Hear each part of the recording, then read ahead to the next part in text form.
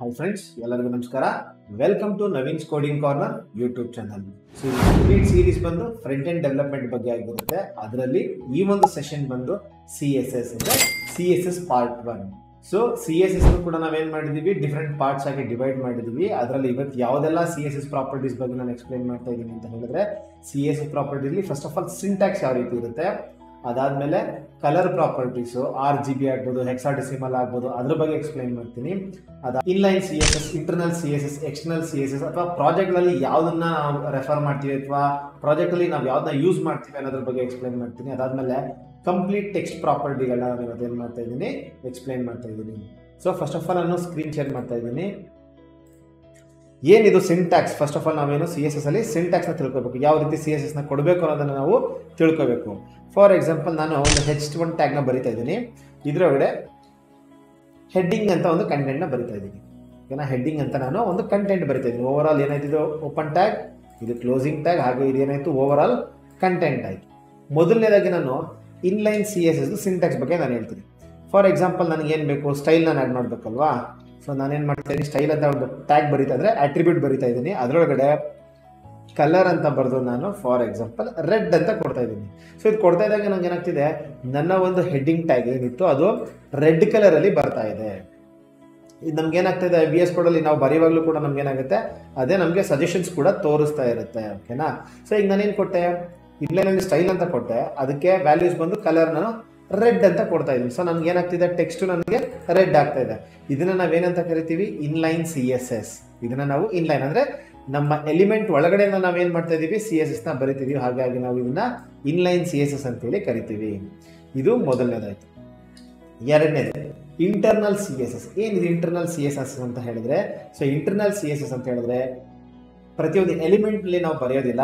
Head tag ಅಲ್ಲಿ style ಅಂತ ಒಂದು ಟ್ಯಾಗ್ ನ ಡಿಫೈನ್ ಮಾಡ್ಕೋತೀವಿ. ಆ ಟ್ಯಾಗ್ ಒಳಗಡೆ ನಾವೇನ್ ಮಾಡ್ತೀವಿ, ನಾವು ಯಾವ ಎಲಿಮೆಂಟ್ಗೆ ನಾವು ಕೊಡಬೇಕಾಗಿರುತ್ತೆ CSS ನ, ಆ CSS ಟ್ಯಾಗ್ ನ ಫಸ್ಟ್ ಬರಿತೀವಿ. ಫಾರ್ ಎಕ್ಸಾಂಪಲ್, ನಾನೇನ್ ಮಾಡ್ತಾ ಇದ್ದೀನಿ, ಇಲ್ಲಿ H1 ಟ್ಯಾಗ್ ಅಂತ ಬರಿತಾ ಇದ್ದೀನಿ. ಅದಾದ್ಮೇಲೆ ನಾನೇನ್ ಮಾಡ್ತಿದ್ದೀನಿ, ಕಲರ್ ಅಂತ ಕೊಟ್ಟು ರೆಡ್ ಅಂತ ಕೊಡ್ತಾ ಇದ್ದೀನಿ. ಸೊ ಇಲ್ಲಿ ನೋಡ್ಬೇಕಾಗಿರೋದು ಒಂದು ಏನು ಅಂತ ಹೇಳಿದ್ರೆ, ಸಿಂಟ್ಯಾಕ್ಸ್ ಪ್ರಾಪರ್ಲಿ ಫಸ್ಟ್ ನಾವೇನ್ ಮಾಡ್ತಾ ಇದೀವಿ, H1 ಟ್ಯಾಗ್ ನ ಟಾರ್ಗೆಟ್ ಮಾಡ್ತಾ ಇದೀವಿ. H1 ಟ್ಯಾಗ್ ನ ಟಾರ್ಗೆಟ್ ಮಾಡಿ ಒಂದು ಕರ್ಲಿ ಬ್ರೇಸಸ್ ಒಳಗಡೆ ನಾನು ಅದಕ್ಕೆ ಒಂದು ಪ್ರಾಪರ್ಟಿನ ಕೊಡ್ತಾ ಇದ್ದೀನಿ, ಕಲರ್ ಅಂತ ಹೇಳಿ. ಕಲರ್ ರೆಡ್ ಬೇಕು ಅಂತಂದ್ರೆ n ನಂಬರ್ ಆಫ್ ಪ್ರಾಪರ್ಟೀಸ್ ನಾನು ಇಲ್ಲಿ ಕೊಡ್ಬೋದು. ಫಾರ್ ಎಕ್ಸಾಂಪಲ್, ನಮ್ಮ ಹತ್ರ ಒಂದು ಬ್ಯಾಕ್ ಗ್ರೌಂಡ್ ಕಲರ್ ಅಂತ ಒಂದು ಪ್ರಾಪರ್ಟಿ ಇದೆ, ಅದನ್ನ ನಾನೇನ್ ಮಾಡ್ತೀನಿ, ಗ್ರೀನ್ ಅಂತ ಕೊಡ್ತೀನಿ. ಸೊ ಆಗೇನಾಗುತ್ತೆ, ನನ್ನದು H1 ಟ್ಯಾಗ್ ಅದು block level element. So block element complete ಆ ರೋ ಏನಾಗಿರುತ್ತೆ, ಗ್ರೀನ್ ಕಲರ್ ಬ್ಯಾಕ್ ಗ್ರೌಂಡ್ ಆಗಿ ಬಂದಿರುತ್ತೆ. ಇದ್ರಲ್ಲಿ ನಾನು n number of CSS properties ನಾನು ಕೊಡ್ತಾ ಇರ್ಬೋದು. ಓಕೆನಾ. ಸೊ ಇದೇನಾಯ್ತು, ನನಗೆ ಇಂಟರ್ನಲ್ CSS. ಸೊ ಫಸ್ಟ್ ಬರ್ದಿದ್ದು ನಾನು ಯಾವುದು, ಇನ್ಲೈನ್. ಈಗ ಬರ್ದಿರೋದು ಯಾವುದು, ಇಂಟರ್ನಲ್ CSS. ಫಸ್ಟ್ ಬರ್ದಿದ್ದು ನಾನು ಯಾವುದು, ಇನ್ಲೈನ್ CSS ಅಂದ್ರೆ ಎಲಿಮೆಂಟ್ ಒಳಗಡೆನೆ ಬರ್ದಿದ್ದು. ಅದಾದ್ಮೇಲೆ ನಾನು ಯೂಸ್ ಮಾಡ್ತಾ ಇರೋದು ಯಾವುದು, ಸ್ಟೈಲ್ ಟ್ಯಾಗ್ ನ ಯೂಸ್ ಮಾಡ್ತಾ ಇದ್ದೀನಿ, ಹೆಡ್ ಟ್ಯಾಗ್ ಒಳಗಡೆ. ಸೊ ಅದು ಯಾವುದು ಅಂತ ಹೇಳಿದ್ರೆ ಇಂಟರ್ನಲ್ CSS. ಸೊ ಇದೆರಡರಲ್ಲಿ ನಾವು ಯಾವ್ದನ್ನ ಅಪ್ಲಿಕೇಶನ್ ಗಳಲ್ಲಿ ಯೂಸ್ ಮಾಡ್ತೀವಿ, ರಿಯಲ್ ಟೈಮ್ ಅಲ್ಲಿ ಯೂಸ್ ಮಾಡ್ತೀವಿ ಅಂತಂದ್ರೆ, ಮೋಸ್ಟ್ ಆಫ್ ದ ಟೈಮ್ ನಾವು ಎಕ್ಸ್ಟರ್ನಲ್ CSS ನ ನಾವು ಯೂಸ್ ಮಾಡ್ತೀವಿ. ಯಾವ್ದು ಎಕ್ಸ್ಟರ್ನಲ್ CSS ಯಾವ ರೀತಿ ಬರೀಬಹುದು ಅನ್ನೋ ತರ ಆದ್ರೆ, ನಾನೇನ್ ಮಾಡ್ತೀನಿ, ನನ್ನ ಫೋಲ್ಡರ್ಗೆ ಹೋಗ್ತೀನಿ. ನಾನು ಯಾವ ರೀತಿ HTML ಗೆ ಅಂತ ಹೇಳಿ ಒಂದು ಫೈಲ್ ನ ಕ್ರಿಯೇಟ್ ಮಾಡಿದ್ದೆ, ಅದೇ ರೀತಿ ಹೊಸ ಫೈಲ್ ನಾನು ಕ್ರಿಯೇಟ್ ಮಾಡ್ತಾ ಇದ್ದೀನಿ. ಏನು ಅಂತ ಹೇಳಿದ್ರೆ index.css ಅಂದ್ರೆ .css ಎಕ್ಸ್ಟೆನ್ಷನ್ ಇರುತ್ತೆ. ಸೊ ಇಂಡೆಕ್ಸ್ ಅನ್ನೋದು ನಂದು ಫೈಲ್ ನೇಮ್. ಇಂಡೆಕ್ಸ್ ಅನ್ನೋದು ನಂದು ಫೈಲ್ ನೇಮ್. ಸೊ ನಾನೇನ್ ಮಾಡ್ಬೋದು, ಇಲ್ಲಿ H1 ಟ್ಯಾಗ್ ನ ಬರೆದು H1 ಟ್ಯಾಗ್ ನಾನೇನ್ ಮಾಡ್ಬೋದು, ಕಲರ್ನ ನಾನು ರೆಡ್ ಅಂತ ಕೊಡ್ತೀನಿ. ಓಕೆನಾ. ಸೊ ನನ್ನ HTML ಟ್ಯಾಗ್ ಅಲ್ಲಿ ನಾನು ಏನು ಮಾಡ್ತೀನಿ, ಬಂದು ಇದನ್ನ ಕಮೆಂಟ್ ಮಾಡ್ತೀನಿ. ಇದು ರನ್ ಆಗೋದು ಬೇಡ, ಎಕ್ಸಿಕ್ಯೂಟ್ ಆಗೋದು ಬೇಡ, ನಾನೇನು ಮಾಡ್ತಾ ಇದ್ದೀನಿ, ಕಮೆಂಟ್ ಮಾಡ್ತಿದ್ದೀನಿ. ಬಟ್ ನನಗೆ ಏನಾಗ್ತಾ ಇದೆ, ಡಿಫಾಲ್ಟ್ ಬ್ಲ್ಯಾಕ್ ಕಲರ್ ನನ್ನ ಫಾಂಟ್ ಏನಿದೆಯಲ್ಲ ಅದೇ ಬರ್ತಾ ಇದೆ. ಬಟ್ ಈ CSS ಅಲ್ಲಿ ನಾನು ಕಲರ್ ರೆಡ್ ಅಂತ ಏನು ಬರ್ತಿದ್ದೀನಿ, ಅದು ನನಗೆ ಬರ್ತಾ ಇಲ್ಲ. ಏನಕ್ಕೆ ಬರ್ತಾ ಇಲ್ಲ?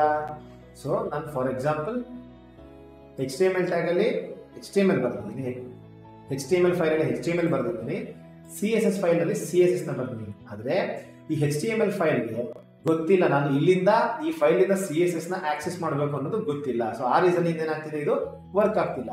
ಸೊ ನಾನು ನೆಕ್ಸ್ಟ್ ಏನ್ ಮಾಡ್ತೀನಿ, CSS ಫೈಲ್ ನ HTML ಫೈಲ್ಗೆ ಲಿಂಕ್ ಮಾಡ್ತೀನಿ. ಸೊ ಯಾವುದು ಲಿಂಕ್ ಟ್ಯಾಗ್, ಯಾವುದನ್ನು ಕೂಡ ನಾವು ನೆನ್ಪಿಟ್ಕೊಳ್ಳೋ ನೆಸೆಸರಿ ಇಲ್ಲ. ಲಿಂಕ್ ಅಂತ ಕೊಟ್ಟು ನಾವು ಟ್ಯಾಬ್ ಅಥವಾ ಎಂಟರ್ನ ಕೊಡ್ತಾ ಇದ್ದಂಗೆ ನಮ್ಗೆ ಏನಾಗುತ್ತೆ ಲಿಂಕ್ ಟ್ಯಾಗ್ ಕಂಪ್ಲೀಟ್ ಸಿಂಟ್ಯಾಕ್ಸ್ ಬರುತ್ತೆ. ಸೊ ಅಲ್ಲಿ ನಾನು ಏನು ಮಾಡ್ತೀನಿ, ನನ್ನ CSS ಫೈಲ್ದು ಪಾತ್ನ ನಾನು ಏನು ಮಾಡ್ತಾ ಇದ್ದೀನಿ, ಇಲ್ಲಿ ಕೊಡ್ತಾ ಇದ್ದೀನಿ. ಸೊ ನಾನು ಪಾತ್ ಕೊಡ್ತಾ ಇದ್ದಂಗೆ ಏನಾಯಿತು, CSS ಫೈಲಿಂದ ಸ್ಟೈಲ್ನ ಆಕ್ಸೆಸ್ ಅಂದರೆ ನಾವು ಏನು CSS ಕೊಟ್ಟಿದ್ದೀವಿ ಆ CSS ಪ್ರಾಪರ್ಟಿನ ಆಕ್ಸೆಸ್ ಮಾಡ್ಕೊಂಡು ನಮ್ಗೆ ಏನಾಗ್ತಿದೆ, H1 ಟ್ಯಾಗ್ ನಮಗೆ ಡೆಕೋರೇಟ್ ಆಗ್ತಿದೆ. ಅಂದರೆ ನನಗೆ ಏನಾಯ್ತು, ಈಗ ಕಲರು ರೆಡ್ ಅನ್ನೋದಾಯಿತು. ಸೊ ಈಗ ನಾವೇನೇನು ನೋಡಿದ್ದೀವಿ, ಇನ್ಲೈನ್ CSS, ಅದಾದಮೇಲೆ ಇಂಟರ್ನಲ್ CSS, ಅದಾದಮೇಲೆ external CSS. So most of the cases ನಾವು ಎಕ್ಸ್ಟರ್ನಲ್ CSSನ ನಾವು ಯೂಸ್ ಮಾಡ್ತೀವಿ. ಏನಕ್ಕೆ, HTML ಎಲ್ಲ ಒಂದು ಕಡೆ ಇದ್ರೆ ಅದನ್ನ ಅನಲೈಸ್ ಮಾಡೋದಾಗಲಿ ಅಥವಾ ನಾವು ಅದನ್ನ ನೋಡೋದು ನಮ್ಗೆ ಅರ್ಥ ಆಗೋದಾಗಲಿ ಈಸಿ ಆಗುತ್ತೆ. ಅದೇ ರೀತಿ ಪ್ರತಿಯೊಂದು HTML ಏನು ಫೈಲ್ ರಿಲೇಟೆಡ್ ಆಗಿರುವಂಥ CSSನ ಆ ಫೈಲ್ ನೇಮಲ್ಲೇ ಕೊಟ್ಟು, ಫಾರ್ ಎಕ್ಸಾಂಪಲ್ ಇದು home.html ಅಂತ ಕೊಟ್ಟಿದ್ರೆ ನಾನು ಏನು ಮಾಡ್ತೀನಿ, ರಿಯಲ್ ಟೈಮ್ ಪ್ರಾಜೆಕ್ಟ್ಸ್ ಅಲ್ಲಿ home.css ಅಂತ ಕೊಟ್ಟಿರ್ತೀನಿ. ಅವಾಗ ಏನಾಗುತ್ತೆ, ನನಗೆ ಏನೇ ಒಂದು ಸರ್ಚ್ ಮಾಡ್ಬೇಕಂತ ಅಥವಾ ಡಿಬಗ್ ಮಾಡಬೇಕು ಅಂತ ಹೇಳಿದ್ರೆ ನನ್ಗೆ ಏನಾಗುತ್ತೆ, ಈಸಿ ಆಗುತ್ತೆ. ಆ ರೀಸನ್ ಇಂದ ಇದು ಫೈಲ್ ನೇಮ್ಗಳನ್ನ ನಾವು ಈ ತರ ಕಟ್ಕೋತೀವಿ. ಆಮೇಲೆ CSS ಸ್ಟೈಲಿಂಗ್ ಪ್ರಾಪರ್ಟೀಸ್ನು ಅಷ್ಟೇ ನಾವೇನ್ ಮಾಡ್ತೀವಿ, ಎಲ್ಲ ಒಂದೇ ಕಡೆ ಕೊಟ್ಟರೆ ಏನಾಗುತ್ತೆ, HTML ಅಲ್ಲಿ ನಾವು ಕೊಟ್ಟಾಗ ಏನಾಗುತ್ತೆ, ಎಲ್ಲ ಮೆಸ್ ಆಗ್ಬಿಡ್ತಲ್ಲ, ನಂಬರ್ ಆಫ್ ಕೋಡ್ ಏನಾಗುತ್ತೆ ತುಂಬಾ ಜಾಸ್ತಿ ಆಗುತ್ತೆ. ಸೊ ಆ ರೀತಿಯಿಂದ ನಾವೇನ್ ಮಾಡ್ತೀವಿ, ಪ್ರತಿಯೊಂದು ಡಿಫ್ರೆಂಟ್ ಆಗಿ ಸೆಗ್ರಿಗೇಟ್ ಮಾಡ್ಕೊತೀವಿ. ಇದು ಪ್ರಾಪರ್ ಮೆಥಡ್. ಓಕೆನಾ. ಮೋಸ್ಟ್ ಆಫ್ ದ ಕೇಸಸ್ ಅಲ್ಲಿ ರಿಯಲ್ ಟೈಮ್ ಪ್ರಾಜೆಕ್ಟ್ ಅಲ್ಲಿ ಸಪ್ರೇಟ್ ನಾವು CSS ಫೈಲ್ ಯೂಸ್ ಮಾಡ್ತೀವಿ, ಆಮೇಲೆ ಸಪ್ರೇಟ್ HTML ಫೈಲ್ ನಾವು ಯೂಸ್ ಮಾಡ್ತಾ ಇರ್ತೀವಿ. ಓಕೆನಾ. ಸೊ ಈಗ ಆಯ್ತು CSS ಇಂಟರ್ನಲ್ ಇದೆ ನೋಡಿದ್ದೀನಿ, ಎಕ್ಸ್ಟರ್ನಲ್ ನೋಡಿದ್ದೀನಿ, ಮತ್ತೆ ಹಾಗೆ ಇನ್ಲೈನ್. ಇದರಲ್ಲಿ ಮೂರಲ್ಲಿ ಫಾರ್ ಎಕ್ಸಾಂಪಲ್ ಏನಾಗುತ್ತೆ, ನಾನು H1 ಟ್ಯಾಗ್ನ ಏನ್ ಮಾಡಿರ್ತೀನಿ, ಇಲ್ಲಿ ರೆಡ್ ಅಂತ ಕಲರ್ ಕೊಟ್ಟಿರ್ತೀನಿ, ಯಾವ್ದಿದು ಎಕ್ಸ್ಟರ್ನಲ್. ಇಂಟರ್ನಲ್ ಅಲ್ಲಿ ನಾನು ಏನ್ ಮಾಡ್ತೀನಿ, ಇಲ್ಲಿ ಗ್ರೀನ್ ಅಂತ ಕೊಡ್ತೀನಿ, ಇವಾಗ ನನಗೆ ಯಾವ ತಗೊಳುತ್ತೆ, ಯಾವ CSS ಪ್ರಾಪರ್ಟಿ ಅಪ್ಲೈ ಆಗ್ತಾ ಇದೆ ಅಂತಂದ್ರೆ 100% ಗ್ರೀನ್ ಅಪ್ಲೈ ಆಗ್ತಾ ಇದೆ. ಯಾಕೆ? ಸೊ ಬ್ರೌಸರ್ ಯಾವ ರೀತಿ ರನ್ ಆಗುತ್ತೆ, ಅಥವಾ ನಮ್ಮ HTML ಕೂಡ ಆಗ್ಬೋದು, CSS ಕೂಡ ಆಗ್ಬೋದು, ಯಾವ ರೀತಿ ರನ್ ಆಗುತ್ತೆ ಅಂತಂದ್ರೆ ಲೈನ್ ನಂಬರ್ 1 ಇಂದ ಹಿಡಿದು ಲೈನ್ ನಂಬರ್ N ಈ ಫಾರ್ಮೆಟ್ ಅಲ್ಲಿ ಏನಾಗ್ತಾ ಇರುತ್ತೆ, ರನ್ ಆಗ್ತಾ ಇರುತ್ತೆ. ಓಕೆನಾ. ಸೊ ಇಲ್ಲಿ ಫಸ್ಟ್ ಏನಾಯ್ತು, ನಾನೇನ್ ಮಾಡಿದೀನಿ, ಲೈನ್ ನಂಬರ್ 5 ಅಲ್ಲಿ CSS ಪ್ರಾಪರ್ಟೀಸ್ ಯಾವ್ದಾವ್ದೆಲ್ಲ ಇದೆ ಆ ಫೈಲ್ ಅಲ್ಲಿ ಅದನ್ನ ಆಕ್ಸೆಸ್ ಮಾಡ್ತಾ ಇದ್ದೀನಿ. ಅವಾಗ ಏನಾಯ್ತು, ನಂದು HTML ಅಲ್ಲಿ H1 ಟ್ಯಾಗ್ ಅನ್ನೋದು ರೆಡ್ ಆಗಿದೆ. ಅದಾಗಿ ನೆಕ್ಸ್ಟ್ ಲೈನ್ ಅಲ್ಲಿ ಏನಾಯ್ತು, ನಾನು ಮತ್ತೆ ಅದನ್ನ ಚೇಂಜ್ ಮಾಡ್ತಾ ಇದ್ದೀನಿ green. So first red apply ಆಗುತ್ತೆ H1 ಟ್ಯಾಗಿಗೆ, ಅದಾದ್ಮೇಲೆ ನೆಕ್ಸ್ಟ್ ಲೈನ್ ಅಲ್ಲಿ ಏನಾಗ್ತಾ ಇದೆ, ಗ್ರೀನ್ ಅಪ್ಲೈ ಆಗ್ತಾ ಇದೆ. ಸೊ ಹಾಗಾಗಿ H1 ಅನ್ನ ರೆಡ್ ಕಲರ್ ಏನಿದೆ ಅದನ್ನ ಗ್ರೀನ್ ಅನ್ನೋ ಕಲರ್ ಏನ್ ಮಾಡ್ತಿದೆ, ಓವರ್ ರೈಟ್ ಮಾಡ್ತಾ ಇದೆ. ಫಾರ್ ಎಕ್ಸಾಂಪಲ್ ನೋಡೋದಾದ್ರೆ ಈ ಲೈನ್ ನಾನು ಏನ್ ಬರ್ದಿದ್ದೀನಿ ಇದನ್ನ ಕಟ್ ಮಾಡಿ ಈ ಸ್ಟೈಲ್ ಆದ್ಮೇಲೆ ನಾನು ಏನ್ ಮಾಡ್ತೀನಿ, ಅಪ್ಲೈ ಮಾಡ್ತೀನಿ. ಅವಾಗ ಏನಾಗುತ್ತೆ, ನನಗೆ ಗ್ರೀನ್ ಇದ್ದಿದ್ದು ರೆಡ್ ಆಗುತ್ತೆ. ಅಂದ್ರೆ ಫಸ್ಟ್ ಈ CSS ಪ್ರಾಪರ್ಟಿ ಅಪ್ಲೈ ಆಗ್ತಾ ಇದೆ. ಅದಾದ್ಮೇಲೆ ನಾನು ಈ ಲೈನ್ ಅಲ್ಲಿ ಏನ್ ಬರ್ದಿದ್ದೀನಿ, ಲೈನ್ ನಂಬರ್ 11 ಅಲ್ಲಿ ಎಕ್ಸ್ಟರ್ನಲ್ CSS ಇಂದ ಆಕ್ಸೆಸ್ ಮಾಡು ಅಂತ ಹೇಳ್ತಾ ಇದ್ದೀನಿ. ಅವಾಗ ಏನಾಗ್ತಾ ಇದೆ, ನನಗೆ CSS ಗ್ರೀನ್ ಇದ್ದಿದ್ದು ರೆಡ್ ಆಗಿ ಓವರ್ ರೈಟ್ ಆಯ್ತು. ಅರ್ಥ ಆಯ್ತಾ? ಸೊ ಇದರಿಂದ ನಮ್ಗೆ ಏನ್ ಅರ್ಥ ಆಗುತ್ತೆ, ಟಾಪ್ ಅಲ್ಲಿ ನಾವೇನ್ ಕೊಟ್ಟಿರ್ತೀವಿ ಅದಕ್ಕಿಂತ ಬಾಟಮ್ ಅಲ್ಲಿ ನಾವ್ ಏನ್ ಕೊಟ್ಟಿರ್ತೀವಿ ಅದಕ್ಕೆ ಪ್ರಯಾರಿಟಿ ಜಾಸ್ತಿ. ಬಾಟಮ್ ಅಲ್ಲಿ ನಾವು ಯಾವ CSS ಪ್ರಾಪರ್ಟಿ ಕೊಟ್ಟಿರ್ತೀವಿ ಅದಕ್ಕೆ ಪ್ರಯಾರಿಟಿ ಜಾಸ್ತಿ ಆಗುತ್ತೆ. ಓಕೆ ಆಯ್ತು. ಈಗ ಒಂದ್ 4-5 ಜನ ಡೆವಲಪರ್ಸ್ ಗಳು ವರ್ಕ್ ಮಾಡ್ಬಿಟ್ಟಿದ್ದಾರೆ. ಅದ್ರಲ್ಲಿ ನಾನು ಇವಾಗ ಏನ್ ಮಾಡ್ಬೇಕಾಗುತ್ತೆ, ಕೋಡ್ ನಾನು ಚೇಂಜ್ ಮಾಡಕ್ ಆಗಲ್ಲ. ಈಗ ಮೇಲ್ಗಡೆ ಬರ್ದಿರೋದನ್ನ ತೆಗೆದು ಕೆಳಗಡೆ ಕಟ್ ಮಾಡಿ ಪೇಸ್ಟ್ ಮಾಡಿ ಈ ತರ ಮಾಡಕ್ ಆಗಲ್ಲ. ಈ ತರ ಸಿನಾರಿಯೋದಲ್ಲಿ ನನಗೆ ಯಾವುದೋ ಒಂದೇ ಒಂದು HTML ಟ್ಯಾಗ್ ಮಾತ್ರ ನನ್ಗೇನಾಗ್ಬೇಕು, ಒಂದಂತಲ್ಲ ಬಟ್ ಈ ಒಂದು ಕ್ಲಾಸ್ ಅಥವಾ ಈ ಒಂದು ಟಾರ್ಗೆಟ್ ನಾನು ಏನ್ ಮಾಡ್ತಾ ಇದ್ದೀನಿ ಅದಕ್ಕೆ ಮಾತ್ರ ನಾನು ಎಲ್ಲೇ ಬರ್ದಿದ್ರು ನಾನು ಬರ್ದಿರೋ CSS ತಗೋಬೇಕು, ಅಥವಾ ಕರೆಕ್ಟಾಗಿ ನಾನು ಏನ್ ಬರ್ದಿರ್ತೀನಿ ಅದು ಮಾತ್ರ ತಗೋಬೇಕು, ಬೇರೆ ಯಾವುದು ಅಪ್ಲೈ ಆಗಬಾರ್ದು ಅಂತಂದ್ರೆ ಅದಕ್ಕೆ ನಮ್ಮ ಹತ್ರ ಇಂಪಾರ್ಟೆಂಟ್ ಅಂತ ಒಂದು ಬರುತ್ತೆ. ಸೊ ಅವಾಗ ಏನಾಗುತ್ತೆ, ನಾವು ಯಾವುದೇ ಎಲ್ಲೇ CSS ಕೊಟ್ಟಿದ್ರು ನಾವು ಇಂಪಾರ್ಟೆಂಟ್ ಅಂತ ಯಾವ್ದು ಕೊಟ್ಟಿರ್ತೀವಲ್ಲ ಅದು ಮಾತ್ರ ಏನಾಗುತ್ತೆ, ಅಪ್ಲೈ ಆಗುತ್ತೆ, ಬೇರೆ ಯಾವ್ದು ಕೂಡ ಅಪ್ಲೈ ಆಗುತ್ತೆ. ಅದರಿಂದ ಇದು ಇಂಪಾರ್ಟೆನ್ಸ್. ಸೊ ಪ್ರಯಾರಿಟಿ ಅದಕ್ಕೆ ತುಂಬಾ ಜಾಸ್ತಿ ಇರುತ್ತೆ. ಅದಕ್ಕೆ ಬಿಟ್ಟು ಬೇರೆ ಎಲ್ಲದಕ್ಕೂ ಪ್ರಯಾರಿಟಿ ಏನಾಗುತ್ತೆ, ಕಡಿಮೆ ಆಗುತ್ತೆ. ಅರ್ಥ ಆಯ್ತಾ? ಸೊ ಇಂಟರ್ನಲ್ ನೋಡಿದ್ವಿ, ಎಕ್ಸ್ಟರ್ನಲ್ ನೋಡಿದ್ವಿ, ಇನ್ಲೈನ್ ನೋಡಿದ್ವಿ. ಅದಾದ್ಮೇಲೆ ಏನ್ ನೋಡ್ತಾ ಇದೀವಿ, ನಾವು ಇಂಪಾರ್ಟೆಂಟ್ ಟ್ಯಾಗ್ ಕೂಡ ನಾವು ಏನ್ ಮಾಡ್ತಾ ಇದೀವಿ, ಅರ್ಥ ಮಾಡ್ಕೊತಾ ಇದೀವಿ. ಇದಾದ್ಮೇಲೆ ಏನಾಯ್ತು, ಕಲರ್ ಫಾರ್ ಎಕ್ಸಾಂಪಲ್ ಈಗ ನನಗೆ ಗ್ರೀನ್ ಇದೆ, ನಾನು ಏನ್ ಮಾಡ್ತೀನಿ, ಯಾವ್ದೋ ಒಂದು ಕಲರ್ನ ಸೆಲೆಕ್ಟ್ ಮಾಡ್ತೀನಿ. ಸೆಲೆಕ್ಟ್ ಮಾಡ್ತಿದ್ದಂಗೆ ಏನಾಗುತ್ತೆ, ಇಲ್ಲಿ ರೆಡ್ ಅಂತ ಇದ್ದಿದ್ದು RGB ಫಾರ್ಮ್ಯಾಟ್ ಬಂತು. ಏನಿದು RGB ಅಂತ ಹೇಳೋದಂದ್ರೆ, ಓವರ್ ಆಲ್ ನಾವು ಯಾವ್ದೆಲ್ಲ ಕಲರ್ ಸ್ಪೆಕ್ಟ್ರಮ್ಗಳಲ್ಲಿ ಕಲರ್ ನ ನೋಡ್ತೀವಿ ಅದಷ್ಟು ಕಲರ್ಸ್ ನಮಗೆ RGB ಫಾರ್ಮ್ಯಾಟ್ ಇದ್ರೆ ನಮ್ಗೆ ಏನಾಗಿರುತ್ತೆ, ಡಿಸೈನ್ ಆಗುತ್ತೆ ಬಂದಿರುತ್ತೆ. RGB ನ ಯೂಸ್ ಮಾಡ್ಕೊಂಡೆ ಬಂದಿರುತ್ತೆ. R ಅಂದ್ರೆ ರೆಡ್, ಗ್ರೀನ್ ಅಂದ್ರೆ G ಅಂದ್ರೆ ಗ್ರೀನ್, ಹಾಗೆ B ಅಂತಂದ್ರೆ ಬ್ಲೂ. ಫಾರ್ ಎಕ್ಸಾಂಪಲ್ ಇದರಲ್ಲಿ ಈ ವ್ಯಾಲ್ಯೂ ಬಂದು ಆರ್ ವ್ಯಾಲ್ಯೂ ಇರುತ್ತೆ, ಅಂದರೆ ರೆಡ್ ವ್ಯಾಲ್ಯೂ ಇರುತ್ತೆ, ಇದು ಗ್ರೀನ್ ವ್ಯಾಲ್ಯೂ ಇರುತ್ತೆ, ಇದು ಬ್ಲೂ ವ್ಯಾಲ್ಯೂ ಇರುತ್ತೆ. ಫಾರ್ ಎಕ್ಸಾಂಪಲ್ ನಾನು ಇದನ್ನು 0 ಮಾಡ್ತಾ ಇದ್ದೀನಿ, ಗ್ರೀನ್ ವ್ಯಾಲ್ಯೂ 0 ಮಾಡ್ತಾ ಇದ್ದೀನಿ, ಹಾಗೆಯೇ ಬ್ಲೂ ವ್ಯಾಲ್ಯೂನ ಕೂಡ ನಾನು ಏನು ಮಾಡ್ತಾ ಇದ್ದೀನಿ 0 ಮಾಡ್ತಾ ಇದ್ದೀನಿ. ಅವಾಗ ನಮ್ಗೆ ಏನು ಬರುತ್ತೆ, ಕಂಪ್ಲೀಟ್ಲಿ ನನಗೆ ಇದ್ರದ್ದು ಹೈಯೆಸ್ಟ್ ಪೀಕ್ ವ್ಯಾಲ್ಯೂ ಬಂದು 255 ಕೊಟ್ಟಾಗ ನನಗೆ ಏನಾಗುತ್ತೆ ರೆಡ್ ಬರುತ್ತೆ. ಸೊ ಅದೇ ರೀತಿ ನಾನು ಏನು ಮಾಡ್ತೀನಿ, ಇದನ್ನ 0 ಮಾಡಿಬಿಟ್ಟು ಇದನ್ನ ನಾನು 255 ಕೊಟ್ಟರೆ ಗ್ರೀನ್ ಆಗುತ್ತೆ ಆಯ್ತಾ. ಸೊ ಇದನ್ನ ಗ್ರೀನ್ ನಾನು 0 ಮಾಡಿ ನಾನು ನೆಕ್ಸ್ಟ್ ನಾನು ಏನು ಮಾಡ್ತೀನಿ, ಬ್ಲೂನ ನಾನು 255 ಕೊಟ್ಟರೆ ಏನಾಗುತ್ತೆ ನನಗೆ ಬ್ಲೂ ಆಗುತ್ತೆ ಆಯ್ತಾ. ಇದು ಓವರ್ ಆಲ್ ಏನು ಅಂತ ಹೇಳಿದ್ರೆ RGB ಸ್ಪೆಕ್ಟ್ರಮ್, ಅಂದ್ರೆ RGB ಕಲರ್ಗಳನ್ನ ನಾವು ಯೂಸ್ ಮಾಡ್ಕೊಂಡು ಕಲರ್ ಪಿಕರ್ ಅಲ್ಲಿ ಆಗ್ಬೋದು, ಎಲ್ ಬೇಕಾದ್ರೆ ಆಗ್ಬೋದು, ನಾವು ಯೂಸ್ ಮಾಡ್ಕೊಂಡು ನಾವೇನ್ ಮಾಡ್ತೀವಿ CSS ಗೆ ಕಲರ್ಸ್ ಗಳನ್ನ ಕೊಡ್ತೀವಿ. ಆಕ್ಚುಲಿ ಏನಂತಂದ್ರೆ ಯಾವುದೇ ರೀತಿ ಕಲರ್ ವ್ಯಾಲ್ಯೂಗಳನ್ನ ನಾವು ನೆನ್ಪಿಟ್ಕೊಳ್ಳೋ ನೆಸೆಸರಿ ಇರಲ್ಲ. ಇದು ಬೇಸಿಕ್ ಅಂಡರ್ಸ್ಟ್ಯಾಂಡಿಂಗ್. RGB ಅಂದ್ರೆ ಯಾವ ರೀತಿ ಅನ್ನೋದನ್ನ ಬೇಸಿಕ್ ಅಂಡರ್ಸ್ಟ್ಯಾಂಡಿಂಗ್ ಅಷ್ಟೇ. ನಮ್ಗೆ ಯಾವುದೇ ಪ್ರಾಜೆಕ್ಟ್ ಅಲ್ಲಿ ಪ್ರಾಜೆಕ್ಟ್ ಅಸೈನ್ ಆಗುವಾಗ ಏನಾಗುತ್ತೆ, ಪ್ರತಿಯೊಂದು ರಿಕ್ವೈರ್ಮೆಂಟ್ ಸಿಗುತ್ತೆ. ಈ ಟೆಕ್ಸ್ಟ್ ಗೆ ಇದೇ ಕಲರ್ ಬೇಕು ಅಂತ ಹೇಳಿ ಅವರೇ ವ್ಯಾಲ್ಯೂನ ಕೊಟ್ಟಿರ್ತಾರೆ. ಫಿಗ್ಮಾ ಆಗ್ಬೋದು, ಇನ್ವಿಷನ್ ಆಗ್ಬೋದು, ಇದರ ಏನಂತಂದ್ರೆ ಒಂದು ಟೂಲ್, ಆ ಟೂಲ್ ಅಲ್ಲಿ ನಿಮ್ಗೆ ಏನಾಗುತ್ತೆ HTML ಯಾವ ರೀತಿ ಬರಬೇಕು ಕಂಪ್ಲೀಟ್ ಡಿಸೈನ್ ಅನ್ನೋದನ್ನ ನಿಮ್ಗೆ ಏನ್ ಮಾಡಿರ್ತಾರೆ ಕೊಟ್ಟಿರ್ತಾರೆ. ಅದರಲ್ಲಿ ನಿಮ್ಗೆ ಫಾಂಟ್ ಕಲರ್ ಆಗ್ಬೋದು, ಬ್ಯಾಕ್ಗ್ರೌಂಡ್ ಪ್ರತಿಯೊಂದು ವ್ಯಾಲ್ಯೂಗಳನ್ನು ಕೂಡ ಕೊಟ್ಟಿರ್ತಾರೆ ಆಯ್ತಾ. ಸೊ ಇದಾಯ್ತು. ಈಗ ನೆಕ್ಸ್ಟ್ ಏನು, ಇನ್ನೊಂದು ತರ ಏನಿದೆ ನಮ್ಮ ಹತ್ರ CSS ಅಂದ್ರೆ ಕಲರ್ ನಾವು ಕೊಡೋದು ಡಿಫ್ರೆಂಟ್ ಯೂನಿಟ್ ಇದೆ. ಅದೇನು ಅಂತ ಹೇಳಿದ್ರೆ ಹೆಕ್ಸಾಡೆಸಿಮಲ್. ಸೊ ನಾನೇನ್ ಮಾಡ್ತೀನಿ FF0000 ಅಂತ ಕೊಡ್ತೀನಿ. ಇದೇನಾಗುತ್ತೆ ರೆಡ್, ಅಂದ್ರೆ ಮುಂಚೆ ನಾನು ಯಾವ ರೀತಿ RGB ವ್ಯಾಲ್ಯೂ ಹೇಳಿದೆ ಅದೇ ರೀತಿ ಹೆಕ್ಸಾಡೆಸಿಮಲ್ ಅಲ್ಲಿ FF ಅಂದ್ರೆ R, ನೆಕ್ಸ್ಟ್ ಬರೋ ಎರಡು ಕ್ಯಾರೆಕ್ಟರ್ ಬಂದದ್ದು G ಆಗಿರುತ್ತೆ, ಗ್ರೀನ್ ಆಗಿರುತ್ತೆ, ಲಾಸ್ಟ್ ಎರಡು ಕ್ಯಾರೆಕ್ಟರ್ ಬಂದದ್ದು ಏನಾಗಿರುತ್ತೆ ಬ್ಲೂ ಆಗಿರುತ್ತೆ. ಫಾರ್ ಎಕ್ಸಾಂಪಲ್ ನಾನೇನ್ ಮಾಡ್ತೀನಿ ಇಲ್ಲಿ FF ಮತ್ತೆ ನಾನು ಇಲ್ಲಿ ಲಾಸ್ಟ್ ಏನ್ ಮಾಡ್ತೀನಿ FF ಕೊಡ್ತೀನಿ. ನನಗೆ ಯಾವ ಕಲರ್ ಬರುತ್ತೆ, ಪ್ಯೂರ್ ವೈಟ್ ಬಂದಿದೆ. ಸೊ ಇದೇ ವ್ಯಾಲ್ಯೂ ನಾನು ಏನ್ ಮಾಡ್ತೀನಿ RGB ನಲ್ಲಿ ನಾನು ಏನ್ ಮಾಡ್ತೀನಿ 255 ಈಗಲೂ ನಂಗೆ ಏನ್ ಬಂತು, ನನಗೆ ಬರ್ತಾ ಇರೋದು ಈಗಲೂ ಕೂಡ ವೈಟ್. ಸೊ ಏನು RGBಗೂ ಹೆಕ್ಸಾಡೆಸಿಮಲ್ಗೂ ಡಿಫ್ರೆನ್ಸ್ ಏನು ಅಂತ ಹೇಳಿದ್ರೆ ನಾವು ಬರೆಯಂತ ಪ್ಯಾಟರ್ನ್ ಚೇಂಜು, ಹಾಗೇನೆ ಅದರಲ್ಲೂ ಕೂಡ 3 ವ್ಯಾಲ್ಯೂ ಏನಿದೆ RGB ಏನಿದೆ ಹೆಕ್ಸಾಡೆಸಿಮಲ್ ಕೂಡ ಸೇಮ್ ಅದೇ ಇರುತ್ತೆ. ಮೋಸ್ಟ್ ಆಫ್ ದ ಕೇಸಸ್ ಅಲ್ಲಿ RGB ಅಥವಾ ಹೆಕ್ಸಾಡೆಸಿಮಲ್ ಯೂಸ್ ಮಾಡ್ತೀವಿ. ಅದು ಬಿಟ್ರೆ ಇನ್ನು ಕೆಲವೊಂದು ಪ್ರಾಪರ್ಟೀಸ್ ಇದೆ, ಅದನ್ನ ಮೋಸ್ಟ್ ಆಫ್ ದ ಕೇಸಸ್ ಯಾರು ಯೂಸ್ ಮಾಡಲ್ಲ. 95% ಎಲ್ಲ ಡೆವಲಪರ್ಸ್ಗಳು ಯೂಸ್ ಮಾಡೋದು RGB ಅಥವಾ ಹೆಕ್ಸಾ ಅಥವಾ RGBA ಅಂತ ಒಂದು ಬರುತ್ತೆ, ಅದನ್ನ ಯೂಸ್ ಮಾಡ್ತಾರೆ. ಅದು ಬಿಟ್ರೆ ಬೇರೆ ಯಾವುದನ್ನು ಕೂಡ ಆಲ್ಮೋಸ್ಟ್ ಯೂಸ್ ಮಾಡೋದಿಲ್ಲ. ಸೊ ಮೀನ್ ಮೇಲೆ ನಾನು ಈಗ ಏನ್ ಮಾಡ್ತಾ ಇದ್ದೀನಿ, ಇದನ್ನ ರಿಮೂವ್ ಮಾಡಿ ರೆಡ್ ಅಂತಾನೆ CSS ಪ್ರಾಪರ್ಟಿ ಕೊಡ್ತಾ ಇದ್ದೀನಿ. ನೆಕ್ಸ್ಟ್ ಏನಿದೆ ಅನ್ನೋದನ್ನ ನಾನು ಹೇಳ್ತೀನಿ. ಇಲ್ಲಿವರೆಗೆ ನಾವೇನ್ ನೋಡಿದೀವಿ, ಇನ್ಲೈನ್, ಎಕ್ಸ್ಟರ್ನಲ್, ಇಂಟರ್ನಲ್ ನೋಡಿದೀವಿ. ಅದಾದ್ಮೇಲೆ ಸಿಂಟ್ಯಾಕ್ಸ್ ನೋಡಿದೀವಿ. ಅದಾದ್ಮೇಲೆ RGB ಮತ್ತೆ ಹೆಕ್ಸಾಡೆಸಿಮಲ್ ಅಂದ್ರೆ ಏನು, ಅಂದ್ರೆ ಹೆಕ್ಸಾ ವ್ಯಾಲ್ಯೂ ಅಂದ್ರೆ ಏನು ಅನ್ನೋದನ್ನ ಕೂಡ ನಾವು ನೋಡಿದೀವಿ. ಸೊ ನೆಕ್ಸ್ಟ್ ವ್ಯಾಲ್ಯೂ ಬಂದು ಏನು, ನೆಕ್ಸ್ಟ್ CSS ಪ್ರಾಪರ್ಟಿ ಬಂದು ಏನು ಅಂತಂದ್ರೆ back ground. So back ground ಅನ್ನೋದು ಕೂಡ ಒಂದು CSS ಪ್ರಾಪರ್ಟಿ ಆಗಿರುತ್ತೆ. ನಾವು ಯಾವ ಎಲಿಮೆಂಟ್ಗೆ ಬ್ಯಾಕ್ ಗ್ರೌಂಡ್ ನ ಕೊಡ್ತೀವಿ, ಆ ಎಲಿಮೆಂಟ್ ಅಥವಾ ಅದರ ಪೇರೆಂಟ್ ಎಲಿಮೆಂಟ್ ಏನಾಗುತ್ತೆ ಕಲರ್ ಅದರದ್ದು ಚೇಂಜ್ ಆಗುತ್ತೆ. ಸೊ ಆಲ್ಮೋಸ್ಟ್ ಏನಂತಂದ್ರೆ ನಮ್ಮ ಹತ್ರ ಎಲ್ಲಾ ರೀತಿ ಏನು ನಮಗೆ ಸಜೆಷನ್ಸ್ ತೋರಿಸ್ತಾ ಇರುತ್ತೆ. VS ಕೋಡ್ ನಾವು ಯೂಸ್ ಮಾಡೋದ್ರಿಂದ ಏನಾಗ್ತಾ ಇರುತ್ತೆ, ನಮಗೆ ಸಜೆಷನ್ಸ್ ತೋರಿಸ್ತಾ ಇರುತ್ತೆ. ನಾನೇನ್ ಮಾಡ್ತಿದ್ದೀನಿ, ಬ್ಯಾಕ್ ಗ್ರೌಂಡ್ ಬ್ಲಾಕ್ ಅಂತ ಕೊಟ್ಟ ತಕ್ಷಣ ಇದು ನನಗೆ H1 ಟ್ಯಾಗ್ ಅಂದ್ರೆ ಏನ್ ಅದರದ್ದು ಬ್ಲಾಕ್ ಎಲಿಮೆಂಟ್ ಇದೆ ಕಂಪ್ಲೀಟ್ ಅದರದ್ದು ಬ್ಯಾಕ್ ಗ್ರೌಂಡ್ ಏನಾಯ್ತದು ಬ್ಲಾಕ್ ಕಲರ್ ಆಗಿ ಚೇಂಜ್ ಆಗಿದೆ. ಅರ್ಥ ಆಯ್ತಾ. ಇದಾದ್ಮೇಲೆ ನೆಕ್ಸ್ಟ್ CSS ಅಲ್ಲಿ ಒಂದಷ್ಟು ಸೆಲೆಕ್ಟಾರ್ಸ್ ಗಳನ್ನ ಬರುತ್ತೆ. ಅಂದ್ರೆ ಈಗ ಓವರ್ ಆಲ್ ನಾನು ಒಂದು 1000 ಲೈನ್ ಆಫ್ ಕೋಡ್ ಬರ್ದಿರ್ತೀನಿ ಅಂದ್ರೆ 2000 ಲೈನ್ ಆಫ್ ಕೋಡ್ ಬರ್ದಿರ್ತೀನಿ.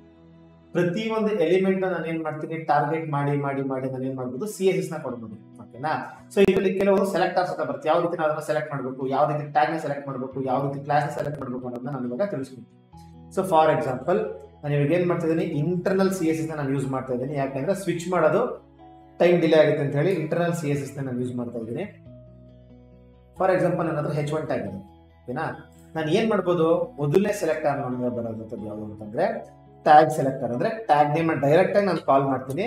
ಕಾಲ್ ಮಾಡ್ಬಿಟ್ಟು ನಾನು ಏನ್ ಮಾಡ್ತೀನಿ, ಅದಕ್ಕೆ CSS ಪ್ರಾಪರ್ಟಿ ಕೊಡ್ತೀನಿ. ಕಲರ್ ಅಂತ ಕೊಟ್ಟೆ, ಕಲರ್ ರೆಡ್ ಆಯ್ತು.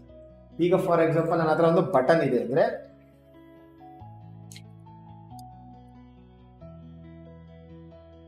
ಕ್ಲಿಕ್ ಅಂತ ನನ್ನ ಹತ್ರ ಒಂದು ಬಟನ್ ಇದೆ. ಸೊ ನಾನು ಇದಕ್ಕೆ ಯಾವ ರೀತಿ ನಾನು ಎಲಿಮೆಂಟ್ ಅಂದ್ರೆ ಟ್ಯಾಗ್ ನೇಮ್ ನಾನು ಯೂಸ್ ಮಾಡ್ಕೊಂಡು ನಾನು CSS ಪ್ರಾಪರ್ಟಿ ಕೊಡ್ಬೋದು ಅಂತ ಹೇಳಿದ್ರೆ ಡೈರೆಕ್ಟ್ ಆಗಿ ನಾನು ಏನ್ ಮಾಡ್ತೀನಿ, ಬಟನ್ ಅಂತ ಟೈಪ್ ಮಾಡ್ತೀನಿ, ಟಾರ್ಗೆಟ್ ಮಾಡ್ತಾ ಇದ್ದೀನಿ ಅದನ್ನ, ಅದರದ್ದು ಕಲರ್ ನಾನು ಏನ್ ಮಾಡ್ತಾ ಇದ್ದೀನಿ ಗ್ರೀನ್ ಅಂತ ಕೊಡ್ತೀನಿ. ಸೊ ಅವಾಗ ಏನಾಗುತ್ತೆ, ಬಟನ್ ಟೆಕ್ಸ್ಟ್ ಏನಿದೆ ಅದರದ್ದು ನಮ್ಗೆ ಕಲರ್ ಏನಾಯ್ತು ಚೇಂಜ್ ಆಯ್ತು ಗ್ರೀನ್ ಆಗಿ. ಸೊ ನಾನೇನ್ ಮಾಡ್ತೀನಿ, ಡೈರೆಕ್ಟ್ ಆಗಿ ನಾನು ಟ್ಯಾಗ್ ನೇಮ್ನ ನಾನು ಟಾರ್ಗೆಟ್ ಮಾಡ್ತಾ ಇದ್ದೀನಿ. ಸೊ ನನ್ನ ಹತ್ರ ಈಗ ಇನ್ನೊಂದು ಏನಾಗ್ತಾ ಇದೆ, ಇನ್ನ ಒಂದು H1 ಟ್ಯಾಗ್ ಇದೆ, ಓಕೆನಾ. ಅದರಲ್ಲಿ ನಾನು hello dev ಅಂತ ಬರಿತಾ ಇದ್ದೀನಿ.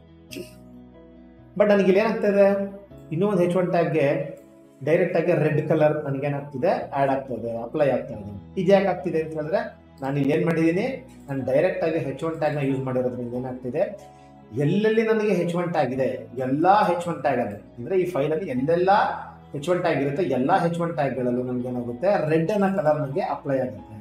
ಸೊ ಇನ್ನೊಂದು ಎಕ್ಸಾಂಪಲ್ ನೋಡೋದಾದ್ರೆ,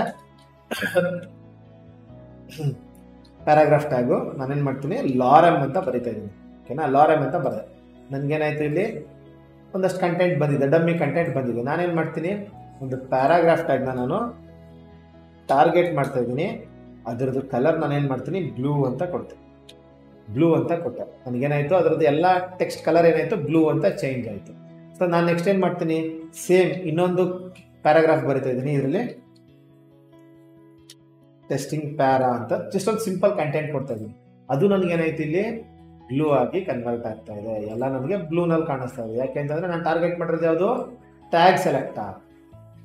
ಇದನ್ನು ನಾನು ಯಾವ ರೀತಿ ಹ್ಯಾಂಡಲ್ ಮಾಡ್ಬೋದು ಅಂತ ಹೇಳಿದ್ರೆ, ನಮ್ಮ ಹತ್ರ ನೆಕ್ಸ್ಟ್ ಸೆಲೆಕ್ಟರ್ ಬರೋದು ಯಾವುದು ಅಂತ ಹೇಳಿದ್ರೆ ಕ್ಲಾಸ್ ಸೆಲೆಕ್ಟಾ. ಸೊ ನಾನು ಕ್ಲಾಸ್ ಅಂತ ಹೇಳಿ ಅಟ್ರಿಬ್ಯೂಟ್ ಕೊಡ್ತೀನಿ, ಅಟ್ರಿಬ್ಯೂಟಲ್ಲಿ ನಾನೇನು ಮಾಡ್ತೀನಿ, ಪ್ಯಾರಾ 1 ಅಂತ ಕೊಟ್ಟಿರ್ತೀನಿ.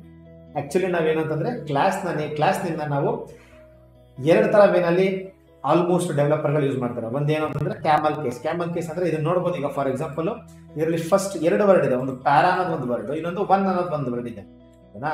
ಸೊ ನಾನೇನು ಮಾಡ್ತಿದ್ದೀನಿ, ಆ್ಯಕ್ಚುಲಿ ಈ ಥರ ನೇಮ್ ಕೊಡಲ್ಲ, ಯಾವ ಸೆಕ್ಷನ್ ಇರುತ್ತೆ. ಫಾರ್ ಎಕ್ಸಾಂಪಲ್ ಡಿಸ್ಕ್ರಿಪ್ಷನ್ ಅಂತ ಇದ್ರೆ ಡಿಸ್ಕ್ರಿಪ್ಷನ್ ಅಂತ ಕೊಟ್ಟಿರ್ತೀವಿ, ಅಥವಾ ಬೇರೆ ಏನೋ ಒಂದು ಡೇಟಾ ಇತ್ತು ಅಂತಂದ್ರೆ ಸೆಕ್ಷನ್ಗೆ ರಿಲೇಟೆಡ್ ಆಗಿ ನಾವು ಕ್ಲಾಸ್ ನೇಮ್ನ ಕೊಟ್ಟಿರ್ತೀವಿ, ಓಕೆನಾ. ಬಟ್ ನಾನು ಜಸ್ಟ್ ಇಲ್ಲಿ ಸುಮ್ಮನೆ ಕೊಡ್ತಾ ಇರೋದು. ಸೊ ಪ್ಯಾರಾ ಅನ್ನೋದೊಂದು ವರ್ಡ್, ಹಾಗೇನೆ 1 ಅನ್ನೋದೊಂದು ವರ್ಡ್ ಇದೆ. ನಾನು ಅದನ್ನೆರಡನ್ನು ಮರ್ಜ್ ಮಾಡಿದಾಗ ಏನಾಗ್ತಿದೆ, ಪ್ಯಾರಾ 1 ಅಂತ ಆಗ್ತಿದೆ. ಅದರಲ್ಲಿ ಎರಡನೇ ವರ್ಡ್ ಅಲ್ಲಿ ಮೊದಲನೇ ಕ್ಯಾರೆಕ್ಟರ್ನ ನಾನು ಏನು ಮಾಡ್ತಾ ಇದ್ದೀನಿ, ಕ್ಯಾಪಿಟಲ್ ಕೇಸ್ ಬರೀತಿದ್ದೀನಿ, ಬಾಕಿಗೆಲ್ಲ ಸ್ಮಾಲ್ ಕೇಸ್ ಬರೀತಿದ್ದೀನಿ. ಈಗ ನೆಕ್ಸ್ಟ್ ಯಾವುದೋ ಒಂದು ವರ್ಡ್ ಇತ್ತು, ಟೂ ಅಂತ ಇತ್ತು ಅಂದರೆ ಅಲ್ಲಿ ನಾನು ಟಿ ಅನ್ನೋದು ನಾನು ಏನು ಮಾಡ್ತೀನಿ, ಕ್ಯಾಪಿಟಲ್ ಮಾಡ್ತೀನಿ. ಇದನ್ನ ಕ್ಯಾಮಲ್ ಕೇಸ್ ಅಂತ ಹೇಳಿ ಕರಿತೀವಿ. ಇದು ಒಂದು ಪ್ಯಾಟರ್ನ್. ಎರಡನೇ ಪ್ಯಾಟರ್ನ್ ಏನು ಅಂತ ಹೇಳೋದಾದ್ರೆ ಪ್ಯಾರಾ -1. ಈ ಥರನೂ ಕೂಡ ನಾವೇನು ಮಾಡ್ತೀವಿ, as a developer real time ಪ್ರಾಜೆಕ್ಟ್ಗಳಲ್ಲಿ ನಾವು ಯೂಸ್ ಮಾಡ್ತೀವಿ. ಎರಡರಲ್ಲಿ ಯಾವ್ದು ಬೇಕಾದ್ರೂ ಯೂಸ್ ಮಾಡ್ಬೋದು. ಹಾಗಂತ ನೀವು ಇದನ್ನೇ ಫಾಲೋ ಮಾಡಬೇಕು ಅಂತಿಲ್ಲ, ಬಟ್ ಆಲ್ಮೋಸ್ಟ್ ಡೆವಲಪರ್ಸ್ ಈ ಎರಡರಲ್ಲಿ ಯಾವ್ದಾದ್ರು ಒಂದನ್ನ ಫಾಲೋ ಮಾಡ್ತಾ ಇರ್ತಾರೆ, ಓಕೆನಾ. ಸೊ ನಾನೇನು ಮಾಡಿದ್ದೀನಿ, ಕ್ಲಾಸ್ ಅಂತ ಒಂದು ಆಟ್ರಿಬ್ಯೂಟ್ ಕೊಟ್ಟಿದ್ದೀನಿ, ಅದಾದ್ಮೇಲೆ ಅದ್ರದ್ದು ವ್ಯಾಲ್ಯೂ ಬಂದು ಪ್ಯಾರಾ 1 ಅಂತ ಹೇಳಿ. ಸೊ ನಾನೇನು ಮಾಡ್ತೀನಿ, ಈಗ ಈ ಪಿ ಟ್ಯಾಗ್ನ ತೆಗೆದ್ಬಿಟ್ಟು ಡೈರೆಕ್ಟ್ ನಾನೇನು ಮಾಡ್ತೀನಿ, ಕ್ಲಾಸ್ನ CSS ಅಂದರೆ ಸ್ಟೈಲಿಂಗ್ ಎಲಿಮೆಂಟ್ಸ್ ಆಕ್ಸೆಸ್ ಮಾಡಬೇಕು ಅಂತ ಹೇಳಿದ್ರೆ ಅದಕ್ಕೆ ಡಾಟ್ ಇಂದ ನಾನು ಸ್ಟಾರ್ಟ್ ಮಾಡಬೇಕು.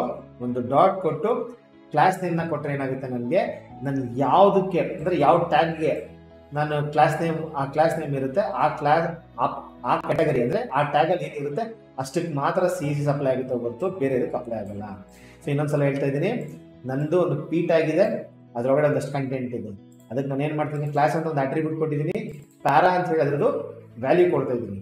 ಸೊ ಆ ವ್ಯಾಲ್ಯೂನ ನಾನು CSS ಅಲ್ಲಿ ಡಾಟ್ ಇಂದ ಸ್ಟಾರ್ಟ್ ಮಾಡಿ ಪ್ಯಾರಾ 1 ಅಂತ ಕೊಟ್ಟು ಅದಕ್ಕೆ ನಾನು ಏನು ಮಾಡ್ತಾ ಇದ್ದೀನಿ, ಕಲರ್ನ ಕೊಡ್ತಾ ಇದ್ದೀನಿ. ಅವಾಗ ಈ ಕ್ಲಾಸ್ ಎಲ್ಲೆಲ್ಲ ಇರುತ್ತೆ ಎಲ್ಲ ಕಡೆ ನಮ್ಗೆ ಏನಾಗುತ್ತೆ, ಈ CSS ನಮಗೆ ಅಪ್ಲೈ ಆಗುತ್ತೆ. ಫಾರ್ ಎಕ್ಸಾಂಪಲ್ ನಾನೇನು ಮಾಡ್ತೀನಿ, ಈ ಕ್ಲಾಸ್ ಅಂತ ಏನಿದೆ ಇದನ್ನ ತಗೊಂಡು ಬಂದು ನಾನು ಈ H1 ಟ್ಯಾಗ್ ಒಳಗಡೆ ಕೂಡ ಕೊಡ್ತೀನಿ. ಅವಾಗ ಏನಾಗುತ್ತೆ, ನನಗೆ ಈ H1 ಟ್ಯಾಗ್ ಅಲ್ಲೂ ಕೂಡ ಏನಾಯ್ತು, ಚೇಂಜ್ ಆಯಿತು ಕಲರ್ ಬ್ಲೂ ಆಗಿ. ಯಾಕೆ, ಫಸ್ಟ್ ಲೈನಲ್ಲಿ ನಾನು H1 ಟ್ಯಾಗ್ಗೆ ರೆಡ್ ಅಂತ ಕೊಟ್ಟಿದ್ದೀನಿ, ಅದಾದ್ಮೇಲೆ ಏನು ಮಾಡ್ತಾ ಇದ್ದೀನಿ, ಲೈನ್ ನಂಬರ್ 13 ನಾನು ಚೇಂಜ್ ಮಾಡ್ತಾ ಇದ್ದೀನಿ.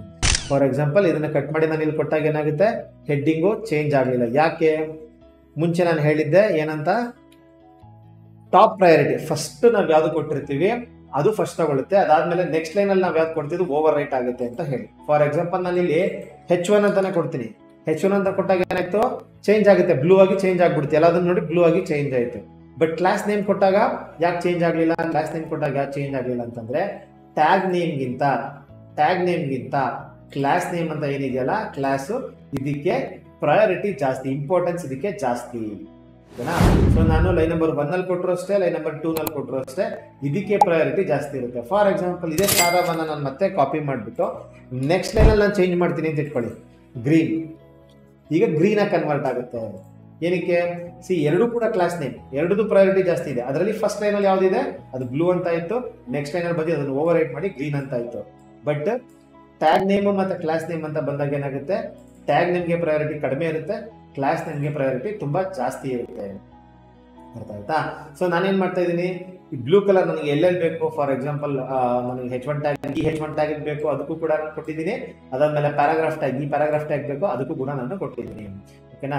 ಫಾರ್ ಎಕ್ಸಾಂಪಲ್ ನನಗೆ ಈ ಬಟನ್ ಬೇಕು ಅಂತ ಇಟ್ಕೊಳ್ಳಿ, ಆ ಬಟನ್ಗೂ ಕೂಡ ನಾನೇನ್ ಮಾಡ್ಬೋದು, ಕ್ಲಾಸ್ ನೇಮ್ ನ ಕೊಡ್ಬೋದು. ಸೇಮ್ ಇದೇ ಕ್ಲಾಸ್ ನೇಮ್ ನ ಕೊಟ್ಟಾಗ ನನಗೆ ಏನಾಗುತ್ತೆ, ಆ ಬಟನ್ ಅಲ್ಲಿ ಗ್ರೀನ್ ಇತ್ತು ಮುಂಚೆ, ಈಗ ಏನಾಯ್ತು, ಯಾಕೆ ಅದು ಕೂಡ ಬಟನ್ ಟ್ಯಾಗ್, ಈಗ ಅದು ಬ್ಲೂ ಆಗಿ ಕನ್ವರ್ಟ್ ಆಗಿದೆ. ಓಕೆನಾ? ಸೊ ಕೆಲವೊಂದಷ್ಟು CSS ಇರುತ್ತೆ. ಅದು ಹೇಗೆ ಅಂತ ಹೇಳಿದ್ರೆ, ಸ್ಟೈಲಿಂಗ್ ಎಲಿಮೆಂಟ್ಸು ಆಲ್ಮೋಸ್ಟ್ ಒಂದು 10 ಥರದ ಬಟನ್ಗಳು ಇರುತ್ತೆ, ಅಂದ್ರೆ 10 ಡಿಫ್ರೆಂಟ್ ಪ್ಲೇಸ್ಗಳಲ್ಲಿ ಬಟನ್ ಇರುತ್ತೆ. ಸೊ ಅಷ್ಟು ಬಟನ್ಗಳಿಗೂ ಸೇಮ್ ಡಿಸೈನ್ ಇರುತ್ತೆ ಅಂತ ನಾವೇನ್ ಮಾಡ್ತೀವಿ, ಒಂದು ಕ್ಲಾಸ್ ನೇಮ್ನ ಬರೆದು ಅದ್ರಲ್ಲಿ ಒಂದಷ್ಟು CSS ಪ್ರಾಪರ್ಟಿಗಳನ್ನ ಬರೆದು ನಾವೇನ್ ಮಾಡ್ತೀವಿ, ಅಷ್ಟು ಬಟನ್ಗಳಿಗೆ ಆ ಕ್ಲಾಸ್ ನೇಮ್ನ ಕೊಟ್ಕೊಂಡು ಹೋಗ್ತೀವಿ. ಪ್ರತಿ ಸಲ ಬರೆಯಲ್ಲ ನಾವು, ಒಂದು ಸಲ ಬರೆದಿರ್ತೀನಿ, ಅದನ್ನ 10 ಕಡೆ ಬೇಕಾದ್ರೆ ನಾನು ಯೂಸ್ ಮಾಡ್ಬೋದು. ಅರ್ಥ ಆಯ್ತಾ? ಸೊ ಇದೊಂದು ಎಕ್ಸಾಂಪಲ್. ಇದನ್ನ ರಿಯಲ್ ಟೈಮ್ ಪ್ರಾಜೆಕ್ಟ್ ಅನ್ನು ನಾನು ತೋರಿಸ್ತೀನಿ ಯಾವ ರೀತಿ ಯೂಸ್ ಮಾಡ್ತಾರೆ. ಈಗ ಇನ್ನೊಂದು ಸೆಲೆಕ್ಟರ್ ಇದೆ, ID ಸೆಲೆಕ್ಟರ್ ಅಂತ. ಅದು ಯಾವ ರೀತಿ ವರ್ಕ್ ಆಗುತ್ತೆ ಅಂದ್ರೆ, ಫಾರ್ ಎಕ್ಸಾಂಪಲ್ ಇದೇ ಪ್ಯಾರಾ ಟ್ಯಾಗ್ಗೆ ನಾನು ID ಅಂತ ಕೊಡ್ತೀನಿ. ID ಅಂತ ಕೊಟ್ಟು ನಾನೇನ್ ಮಾಡ್ತೀನಿ, ID ಫಾರ್ ಪ್ಯಾರಾ ಅಂತ ಕೊಟ್ಟಿರ್ತೀನಿ. ಜಸ್ಟ್ ID ಪ್ಯಾರಾ ಅಂತ ಕೊಟ್ಟಿರ್ತೀನಿ, ID ಪ್ಯಾರಾ ಅಂತ ಕೊಟ್ಟಿದ್ದೀನಿ. ಈಗ ನಾನು ಏನ್ ಮಾಡ್ತೀನಿ, ಇಲ್ಲಿ ಬಂದು ಈ ID ನ ಯಾವ ರೀತಿ ನಾವು ಯೂಸ್ ಮಾಡ್ತೀವಿ, ಕ್ಲಾಸ್ ನಾವು ಯಾವ ರೀತಿ ಕಾಲ್ ಮಾಡ್ತೀವಿ, ಡಾಟ್ ಇಂದ ಕಾಲ್ ಮಾಡ್ತಿದ್ವಲ್ಲ ಅದೇ ರೀತಿ ID ನ ಹ್ಯಾಶ್ ಟ್ಯಾಗ್ ಇಂದ ಯೂಸ್ ಮಾಡ್ತೀವಿ. ಅದಾದ್ಮೇಲೆ ನಾನೇನ್ ಮಾಡ್ತೀನಿ, ಇಲ್ಲಿ ಕಲರ್ನ ನಾನೇನ್ ಮಾಡ್ತಾ ಇದ್ದೀನಿ, ಬ್ಲೂ ಇದೆ, ನಾನೇನ್ ಮಾಡ್ತೀನಿ ಈಗ ಆರೆಂಜ್ಡ್ ಅಂತ ಒಂದಿದೆ ಕಲರ್, ಅದನ್ನ ನಾನು ಕೊಡ್ತಾ ಇದ್ದೀನಿ. ಅವಾಗ ನನ್ಗೆ ಏನಾಯ್ತು, ಇಲ್ಲಿ ಕಲರ್ ಆರೆಂಜ್ ಅಂತ ಚೇಂಜ್ ಆಯ್ತು. ಏನಕ್ಕೆ ಇದು ಈ ರೀತಿ ಚೇಂಜ್ ಆಯ್ತು ಅಂತಂದ್ರೆ, ಇದು ನೆಕ್ಸ್ಟ್ ಲೈನ್ ಅಲ್ಲಿ ಇದೆ, ಅದಕ್ಕ ಇಲ್ಲ. ಇದನ್ನ ಎಲ್ಲದಕ್ಕಿಂತ ನಾನು ಬೇಕಾದ್ರೆ ನಾನು ಟಾಪ್ ಅಲ್ಲಿ ತಗೊಂಡೋಗಿಟ್ರು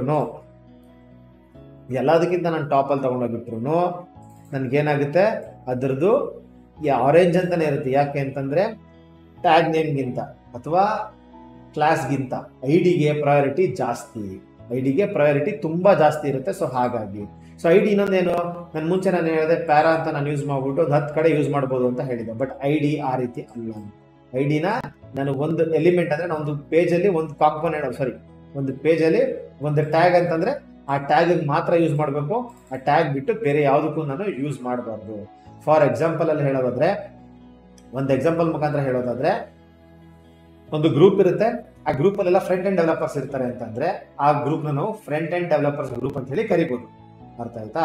ಆ ಫ್ರಂಟ್ ಎಂಡ್ ಡೆವಲಪರ್ಸ್ ಅಲ್ಲಿ ಒಂದು 10 ಜನ ಇರ್ತಾರೆ, 10 ಜನಕ್ಕೂ ಡಿಫ್ರೆಂಟ್ ID-ಗಳಿರುತ್ತೆ. ಸೊ ಒಂದ್ ID-ನ ಇಟ್ಕೊಂಡು ನಾವು 10 ಜನನೂ ಕಲಿಯಕ್ಕಾಗಲ್ಲ ಅಲ್ವಾ, ಅಥವಾ ಒಂದೇ ID-ನ 10 ಜನಕ್ಕೂ ನಾವು ಕೊಡೋದಕ್ಕಾಗಲ್ಲ. ಸೊ ID ಅಂದ್ರೆ ಐಡೆಂಟಿಟಿ, ಅಂದ್ರೆ ಅದು ಯೂನಿಕ್ ಆಗಿರ್ಬೇಕು. ಸೊ ಆ ರೀಸನ್ ಇಂದ ಏನು, ಒಂದು ಕಡೆ ನಾನು ID ಅಂತ ಯೂಸ್ ಮಾಡಿದ್ರೆ ಆ ವ್ಯಾಲ್ಯೂನ ನಾನು ಬೇರೆ ಎಲ್ಲೂ ID-ನ ಬೇರೆ ಎಲ್ಲೂ ಕೂಡ ನಾನು ಆ ಪೇಜ್ ಅಲ್ಲಿ ನಾನು ಯೂಸ್ ಮಾಡೋ ರೀತಿ ಇರೋದಿಲ್ಲ. ಅರ್ಥ ಆಯ್ತಾ? ಸೊ ನಾವು ಯಾವ್ದಾವೆಲ್ಲ ಟ್ಯಾಗ್ ಸೆಲೆಕ್ಟರ್ಗಳು ನೋಡಿದೀವಿ, ಯಾವ್ದಾವೆಲ್ಲ ಸೆಲೆಕ್ಟರ್ಗಳು ನೋಡಿದೀವಿ ನಾವು. ಮೊದಲನೇದು ಟ್ಯಾಗ್ ಸೆಲೆಕ್ಟರ್, ಎರಡನೇದು ಕ್ಲಾಸ್ ಸೆಲೆಕ್ಟರ್, ಮೂರನೇದು ID ಸೆಲೆಕ್ಟರ್, ನಾಲ್ಕನೇದು ಇನ್ನೊಂದಿದೆ ಸೂಡೋ ಸೆಲೆಕ್ಟರ್ ಅಂತ ಹೇಳಿ. ಸೂಡೋ ಸೆಲೆಕ್ಟರ್ ಅಂದ್ರೆ ಏನು, ಫಾರ್ ಎಕ್ಸಾಂಪಲ್ ನಾನು ಇಲ್ಲಿ ಏನ್ ಮಾಡ್ತಾ ಇದ್ದೀನಿ, ಒಂದು ಆಂಕರ್ ಟ್ಯಾಗ್ ಬರಿತಾ ಇದ್ದೀನಿ. ಆಂಕರ್ ಟ್ಯಾಗ್ ಒಳಗಡೆ ನಾನು ಏನ್ ಮಾಡ್ತಾ ಇದ್ದೀನಿ, ಒಂದು ಸ್ಪ್ಯಾನ್ ಟ್ಯಾಗ್ ಬರಿತೀನಿ. ಎಕ್ಸಾಂಪಲ್ ತೋರಿಸ್ತಾ ಇರೋದು ಒಂದು ಸ್ಪ್ಯಾನ್ ಟ್ಯಾಗ್ ಬರಿತಾ ಇದ್ದೀನಿ. ಈ ಸ್ಪ್ಯಾನ್ ಟ್ಯಾಗ್ಗೆ ನಾನೇನ್ ಮಾಡ್ತೀನಿ, ಜಸ್ಟ್ ಓವರ್ ಮೀ ಅಂತ ಒಂದು ಕಂಟೆಂಟ್ ಬರಿತೀನಿ, ಟೆಕ್ಸ್ಟ್ ಬರಿತಾ ಇದ್ದೀನಿ. ಓಕೆನಾ? ಸೊ ಇದು ಓವರ್ ಆಲ್ ನಂದೇನಾಯ್ತು, ಒಂದು ಎಲಿಮೆಂಟ್ ಆಯ್ತು. ಒಂದು ಆಂಕರ್ ಟ್ಯಾಗ್ ಒಳಗಡೆ ಒಂದು ಸ್ಪ್ಯಾನ್ ಟ್ಯಾಗ್ ಇದೆ, ಅದರೊಳಗಡೆ ಏನಾಗ್ತಿದೆ, ನಾನು ಒಂದು ಕಂಟೆಂಟ್ ನ ಬರ್ತಿದ್ದೀನಿ. ಇವಾಗ ನಾನು ಏನ್ ಮಾಡ್ತೀನಿ, ಡೈರೆಕ್ಟ್ ನಾನು ಈ ಸ್ಪ್ಯಾನ್ ಟ್ಯಾಗ್ ನಾನು ಆಕ್ಸೆಸ್ ಮಾಡಲ್ಲ. ನಾನೇನ್ ಮಾಡ್ತೀನಿ, ಇಲ್ಲೊಂದು ನನಗೆ ಕ್ಲಾಸ್ ನೇಮ್ ಬರೆದಿರ್ತೀನಿ. ಫಾರ್ ಎಕ್ಸಾಂಪಲ್ ಹೇಳ್ತಾ ಇರೋದು ಇದೇನಂತಂದ್ರೆ ಲಿಂಕ್ ಅಂತ ಬರೆದಿರ್ತೀನಿ. ಓಕೆನಾ? ಸೊ ನಾನು ಏನ್ ಮಾಡ್ಬೋದು, ಫಸ್ಟ್ ಈ ಲಿಂಕ್ ನಾನು ಸೆಲೆಕ್ಟ್ ಮಾಡ್ತೀನಿ, ಅದರೊಳಗಡೆ ಇರೋ ಆಂಕರ್ ಟ್ಯಾಗ್ ನ ಸೆಲೆಕ್ಟ್ ಮಾಡ್ತೀನಿ. ಅದರೊಳಗಡೆ ಇರೋ ನಾನು ಏನ್ ಮಾಡ್ತೀನಿ, ಸ್ಪ್ಯಾನ್ ಟ್ಯಾಗ್ ನಾನು ಡೈರೆಕ್ಟ್ ಆಗಿ ಸೆಲೆಕ್ಟ್ ಮಾಡ್ಬೋದು. ನಾನೇನ್ ಮಾಡ್ಬೋದು, ಇದರದ್ದು ಕಲರ್ ನಾನು ರೆಡ್ ಅಂತ ಕೊಡ್ತಾ ಇದ್ದೀನಿ. ಸೊ ಏನಾಯ್ತು, ನನಗೆ ಇದರದ್ದು ಕಲರ್ ರೆಡ್ ಆಯ್ತು. ಸೊ ನಾನೇನ್ ಮಾಡ್ತಾ ಇದ್ದೀನಿ, ಡೈರೆಕ್ಟ್ ಆಗಿ ನಾನು ಸ್ಪ್ಯಾನ್ ಟ್ಯಾಗ್ ನ ಯೂಸ್ ಮಾಡ್ತಾ ಇಲ್ಲ. ಓಕೆನಾ? ಇದ್ರೊಳಗಡೆ ನನಗೆ ಫಾರ್ ಎಕ್ಸಾಂಪಲ್ ಒಂದು ಇನ್ನೊಂದು ಏನಿರುತ್ತೆ, ಇದರಲ್ಲಿ UL ಇದೆ ಅಂತ ಅನ್ಕೊಳ್ಳಿ. ಒಂದು UL ಇದೆ, ಅದರೊಳಗಡೆ LI into 3 3 ಲಿಸ್ಟ್ ಇರುತ್ತೆ. 3 ಲಿಸ್ಟಲ್ಲೂ ನಾನು ಏನೊಂದು ಬರೆದಿರ್ತೀನಿ, ಕಂಟೆಂಟ್ ಬರೆದಿರ್ತೀನಿ, HTML ಅಂತ ಬರೆದಿದ್ದು. ಇದನ್ನೇ ಬೇಕಾದ್ರೆ ನಾನು ಏನು ಮಾಡ್ತೀನಿ, ಕಾಪಿ ಮಾಡ್ತಾ ಇದ್ದೀನಿ. ನಾನು ಇಲ್ಲಿ ಕಾಪಿ ಮಾಡ್ತಾ ಇದ್ದೀನಿ. ಸೊ ಹಂಗೇನಾಯಿತು, 3 HTML ಎಲಿಮೆಂಟ್ಸ್ ಬಂತು. ಏನಾಗ್ತಿದೆ, ನಾನು ಆಂಕರ್ ಟ್ಯಾಗ್ ಹೊಡಿರೋ ಕ್ಲಾಸ್ ನೇಮ್ನ ಟಾರ್ಗೆಟ್ ಮಾಡಿ ಅದರೊಳಗಡೆ ಸ್ಪ್ಯಾನ್ ಟ್ಯಾಗ್ನ ಮಾತ್ರ ಟಾರ್ಗೆಟ್ ಮಾಡ್ತಾ ಇರೋದಕ್ಕೆ ನನಗೆ ಸ್ಪ್ಯಾನ್ ಟ್ಯಾಗ್ ಮಾತ್ರ ಏನಾಗ್ತಿದೆ, CSS ಅಪ್ಲೈ ಆಗ್ತಿದೆ. ಅದೇ ನಾನು ಈ ಸ್ಪ್ಯಾನ್ ಟ್ಯಾಗ್ನ ನಾನು ರಿಮೂವ್ ಮಾಡ್ತೀನಿ ಅಂದರೆ ಏನಾಗುತ್ತೆ, ನನಗೆ ಎಲ್ಲದಕ್ಕೂ ಈ ಆಂಕರ್ ಟ್ಯಾಗ್ ಹೊಡಿ ಏನೆಲ್ಲ ಕಂಟೆಂಟ್ ಇದೆ ಅದೆಲ್ಲದಕ್ಕೂ ನನಗೆ ಏನಾಗ್ತಿದೆ, ಕಲರ್ ಚೇಂಜ್ ಆಗ್ತಿದೆ. ಬಟ್ ನಾನೇನು ಮಾಡ್ತಿದ್ದೀನಿ, ಟಾರ್ಗೆಟ್ ಮಾಡ್ತಿರೋದು ಬರೀ ಸ್ಪ್ಯಾನ್ ಟ್ಯಾಗ್ನ ಮಾತ್ರ.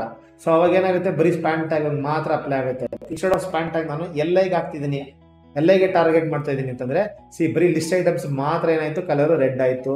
ಸ್ಪ್ಯಾನ್ ಟ್ಯಾಗ್ ರೆಡ್ ಆಗಿಲ್ಲ, ಕಲರ್ ರೆಡ್ ಆಗಿಲ್ಲ. ಸೊ ಇದೇನು, ಫಸ್ಟ್ ನಾನು ಪೇರೆಂಟ್ ಎಲಿಮೆಂಟ್ ಟಾರ್ಗೆಟ್ ಮಾಡ್ತಿದ್ದೀನಿ. ಪೇರೆಂಟ್ ಎಲಿಮೆಂಟ್ ಅಂದ್ರೆ ಇಲ್ಲಿ ಆಂಕರ್ ಟ್ಯಾಗ್, ಅದನ್ನ ಟಾರ್ಗೆಟ್ ಮಾಡಿ ಅದ್ರೊಳಗಡೆ ಯಾವ್ದೆಲ್ಲ ಎಲಿಮೆಂಟ್ಸ್ ಇರುತ್ತೆ ಅದನ್ನ ನಾನೇನ್ ಮಾಡ್ತಿದ್ದೀನಿ, ಟಾರ್ಗೆಟ್ ಮಾಡಿದ್ರೆ. ಫಾರ್ ಎಕ್ಸಾಂಪಲ್ ಸ್ಪ್ಯಾನ್ ಟಾರ್ಗೆಟ್ ಮಾಡ್ಬೇಕಂದ್ರೆ ಫಸ್ಟ್ ಕ್ಲಾಸ್ ನೇಮ್ ಲಿಂಕ್ ಅಂತ ಕೊಡ್ತಿದ್ದೀನಿ, ಅದರೊಳಗಡೆ ನಾನು ಸ್ಪ್ಯಾನ್ ಅಂತ ಕೊಡ್ತಾ ಇದ್ದೀನಿ.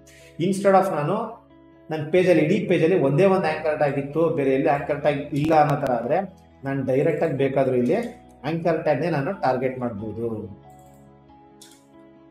ಡೈರೆಕ್ಟಾಗಿ ನಾನು ಆಂಕರ್ ಟ್ಯಾಗ್ನೇ ಟಾರ್ಗೆಟ್ ಮಾಡ್ಬೋದು. ಆಂಕರ್ ಟ್ಯಾಗ್ ಒಂದೇ ಒಂದು ಇದ್ರೆ ನನ್ನ ಅಪ್ಲಿಕೇಶನಲ್ಲಿ ಒಂದೇ ಒಂದು ಪೇಜಲ್ಲಿ ಒಂದೇ ಒಂದು ಆಂಕರ್ ಟ್ಯಾಗ್ ಇದ್ರೆ ಡೈರೆಕ್ಟಾಗಿ ನಾನು ಆಂಕರ್ ಟ್ಯಾಗ್ನೇ ನಾನು ಏನು ಮಾಡ್ಬೋದು, ಟಾರ್ಗೆಟ್ ಮಾಡ್ಬೋದು. ಅಥವಾ 2-3 ಇದ್ರೆ ಏನಾಗುತ್ತೆ, ಎಲ್ಲದಕ್ಕೂ ಅಪ್ಲೈ ಆಗಿಬಿಡುತ್ತೆ. ಸೊ ಆ ರೀಸನಿಂದ ಅರ್ಥ ಆಯ್ತಾ. ಈಗ ನೆಕ್ಸ್ಟ್ ನಾವೇನು ನೋಡ್ತಿದ್ವಿ, ಟೆಕ್ಸ್ಟ್ ಪ್ರಾಪರ್ಟೀಸ್ನ ನೋಡೋಣ. ಟೆಕ್ಸ್ಟ್ ಪ್ರಾಪರ್ಟೀಸ್ ಅಂದರೆ ಏನು, ಈಗ ನಾವೇನು ಎಕ್ಸಾಂಪಲ್ ಬರ್ತಿದ್ದೀವಿ ಅದರಲ್ಲೇನೆ ಹೆಡ್ಡಿಂಗ್ ಟ್ಯಾಗ್ ನನ್ನ ಹತ್ರ ಇದೆ, ಅಥವಾ ಪ್ಯಾರಾಗ್ರಾಫ್ ಟ್ಯಾಗ್ ನನ್ನ ಹತ್ರ ಇದೆ. ಪ್ಯಾರಾನಲ್ಲಿ ನಾನು ಏನು ಮಾಡಿದ್ದೀನಿ, ಒಂದು ID ಬರ್ತಿದ್ದೀನಿ, ID ನಾನು ಇಲ್ಲಿ CSS ಕೊಟ್ಟಿದ್ದೀನಿ. ನಾನೇನು ಮಾಡಬೇಕು, ಇದ್ರದ್ದು ಫಾಂಟ್ ಸೈಜ್ ನನಗೆ ಇಷ್ಟ ಆಗಿಲ್ಲ, ನನಗೆ ಇನ್ನೂ ಸ್ವಲ್ಪ ಬೋಲ್ಡಾಗಿ ಬರಬೇಕು, ಅದು ಫಾಂಟ್ ಸೈಜ್ ಇನ್ನೂ ದಪ್ಪ ಬರಬೇಕು ಅಂತಂದರೆ ನಾನೇನು ಮಾಡ್ತೀನಿ, ಫಾರ್ ಎಕ್ಸಾಂಪಲ್ 32 ಪಿಕ್ಸೆಲ್. ಅಂದರೆ ಪಿಕ್ಸೆಲ್ ಅನ್ನೋದು ಬಂದು ಒಂದು ಯೂನಿಟ್. ನಾವು ಯಾವ ರೀತಿ KG ಅಥವಾ ಸೆಂಟಿಮೀಟರ್, ಮಿಲಿಮೀಟರ್, ಕಿಲೋಮೀಟರ್ ಈ ಥರ ಒಂದು ಯೂನಿಟ್ಸ್ ಇರುತ್ತೆ, ಅದೇ ರೀತಿ ಪಿಕ್ಸೆಲ್ ಅನ್ನೋದು ಕೂಡ ಒಂದು ಯೂನಿಟ್. CSS ಅಲ್ಲಿ ತುಂಬ ರೀತಿ ಯೂನಿಟ್ಸ್ ಅಂದರೆ REM ಅಂತಿದೆ, EM ಅಂತಿದೆ, ಪರ್ಸೆಂಟೇಜ್ ಇದೆ, ಪಿಕ್ಸೆಲ್ ಇದೆ.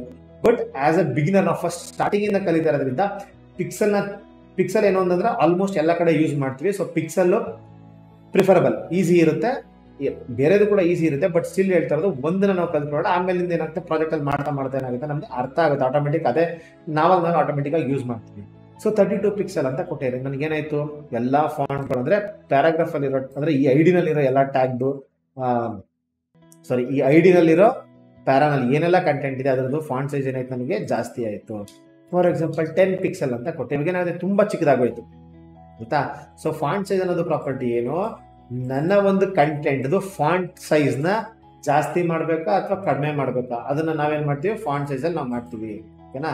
ಸೊ ಇನ್ನೊಂದು ಪ್ರಾಪರ್ಟಿ ಇದೆ, ಫಾಂಟ್ ವೆಯ್ಟ್. ಏನಿದು ಫಾಂಟ್ ವೆಯ್ಟ್ ಅಂದರೆ, ಫಾಂಟ್ ವೆಯ್ಟ್ ಅಂದರೆ ಫಾರ್ ಎಕ್ಸಾಂಪಲ್ ನಾನೀಗ ಬೋಲ್ಡ್ ಅಂತ ಕೊಡ್ತೀನಿ, ಬೋಲ್ಡ್ ಅಂತ ಕೊಟ್ಟರೆ ಏನಾಯ್ತು, ಫಾಂಟ್ ವೆಯ್ಟ್ ಅದು ಬೋಲ್ಡ್ ಆಗ್ತಾ ಇದೆ. ಇನ್ನೊಂದ್ಸಲ ಕಮೆಂಟ್ ಔಟ್ ಮಾಡ್ತಾ ಇದ್ದೀನಿ. ಈಗ ಫಾಂಟ್ ವೆಯ್ಟ್ ಲೈಟ್ ಆಗ್ತಾ ಇದೆ, ಈಗ ನೋಡಿ ಫಾಂಟ್ ವೆಯ್ಟು ಬೋಲ್ಡ್ ಆಗ್ತಾ ಇದೆ. ಅದೇ ನಾನು H1 ಟ್ಯಾಗಿಗೂ ಕೂಡ ನಾನು ಏನು ಮಾಡ್ಬೋದು, ಈಗ ಡೈರೆಕ್ಟಾಗಿ ಫಾಂಟ್ ವೆಯ್ಟ್ ನಾನೇನು ಮಾಡ್ತೀನಿ, ಲೈಟರ್ ಅಂತ ಕೊಡ್ತೀನಿ. ಲೈಟ್ ಅಂತ ಇದೆ, ಲೈಟರ್ ಅಂತ ಕೊಡ್ತೀನಿ. ಅವಾಗ ಏನಾಯ್ತು, ಅದು H1 ಟ್ಯಾಗು ಥಿಕ್ನೆಸ್ ಕಡಿಮೆ ಆಗೋಯ್ತು. ಸೊ ಇದೇನಾಗ್ತದೆ, ಫಾಂಟ್ ವೆಯ್ಟ್ ಅಂತ ಹೇಳಿದ್ರೆ ಅದು ಥಿಕ್ನೆಸ್ನ ನಾವೇನು ಮಾಡ್ತೀವಿ, ಜಾಸ್ತಿ ಅಥವಾ ಕಡಿಮೆ ಕೊಡ್ಬೋದು. ಇದು 100 ಸ್ಟಾರ್ಟ್ ಆಗಿ ಟೋಟಲ್ 900 ನಾವು ವ್ಯಾಲ್ಯೂನ ಕೊಡ್ಬೋದು. ಫಾರ್ ಎಕ್ಸಾಂಪಲ್ ನಾನು ಇಲ್ಲಿ ಬೋಲ್ಡ್ ಅನ್ನೋ ಬದಲು ನಾನು 800 ಅಂತ ವ್ಯಾಲ್ಯೂ ಕೊಟ್ಟರೆ, ಇದು ಪಿಕ್ಸೆಲ್ ಅಲ್ಲಿ ಇರೋದು ಜಸ್ಟ್ ವ್ಯಾಲ್ಯೂ ಅಷ್ಟೇ. 800 ಅಂತ ಕೊಟ್ಟರೆ ಏನಾಗುತ್ತೆ, ಇದು ಬೋಲ್ಡ್ ಆಯಿತು. ಅದೇ ನಾನು ಏನು ಮಾಡ್ತೀನಿ, 400 ಅಂತ ಕೊಡ್ತೀನಿ, ನೋಡಿ ಲೈಟ್ ಆಗುತ್ತೆ ಇದು ಆಯ್ತಾ. ಸೊ ಫಾಂಟ್ ವೆಯ್ಟ್ ಅನ್ನೋದೇನು, ಒಂದು ಥರದ್ದು CSS ಪ್ರಾಪರ್ಟಿ. ಅದು ಫಾಂಟ್ದು ಬೋಲ್ಡ್ ಆಗ್ಬೇಕಾದ್ರೆ ನಮಗೆ ಅಥವಾ ಲೈಟ್ ಆಗ್ಬೇಕನ್ನೋದನ್ನ ನಾವೇನು ಮಾಡ್ತೀವಿ, ಡಿಸೈಡ್ ಮಾಡಿ ನಾವು ಡಿಸೈಡ್ ಮಾಡ್ತೀವಿ, ಯೂಸ್ ಮಾಡ್ತೀವಿ. ಅಂದರೆ ಫಾಂಟ್ ನಮಗೆ ಬೋಲ್ಡ್ ಬೇಕಂದ್ರೆ ಬೋಲ್ಡ್ ಯೂಸ್ ಮಾಡ್ತೀವಿ, ಲೈಟ್ ಬೇಕಾದ್ರೆ ಲೈಟ್ ಯೂಸ್ ಮಾಡ್ತೀವಿ. 100 ಅದರದ್ದು ಮ್ಯಾಕ್ಸ್ ವ್ಯಾಲ್ಯೂ ಬಂದು 900 ನಾವು ಅದನ್ನು ಯೂಸ್ ಮಾಡ್ಬೋದು. ಸೊ ನೆಕ್ಸ್ಟ್ CSS ಪ್ರಾಪರ್ಟಿ ಯಾವುದು ಅಂತಂದರೆ ಫಾಂಟ್ ಫ್ಯಾಮಿಲಿ. ಫಾರ್ ಎಕ್ಸಾಂಪಲ್ ನಾನು ಏನು ಮಾಡ್ತೀನಿ, ಫಾಂಟ್ ಫ್ಯಾಮಿಲಿ ಅಂತ ಕೊಟ್ಟು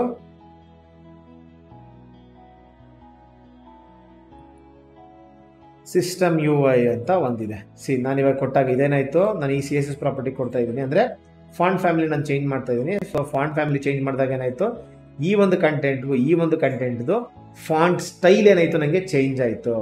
ನಮ್ಮ ಹತ್ರ ಯಾವುದೆಲ್ಲ CSS ಪ್ರಾಪರ್ಟಿ ಇದೆ, ಫಾಂಟ್ ಫ್ಯಾಮಿಲಿ ಇದನ್ನು ನಾನು ಯಾವ್ದು ರೀತಿ ತೋರಿಸ್ತೀನಿ.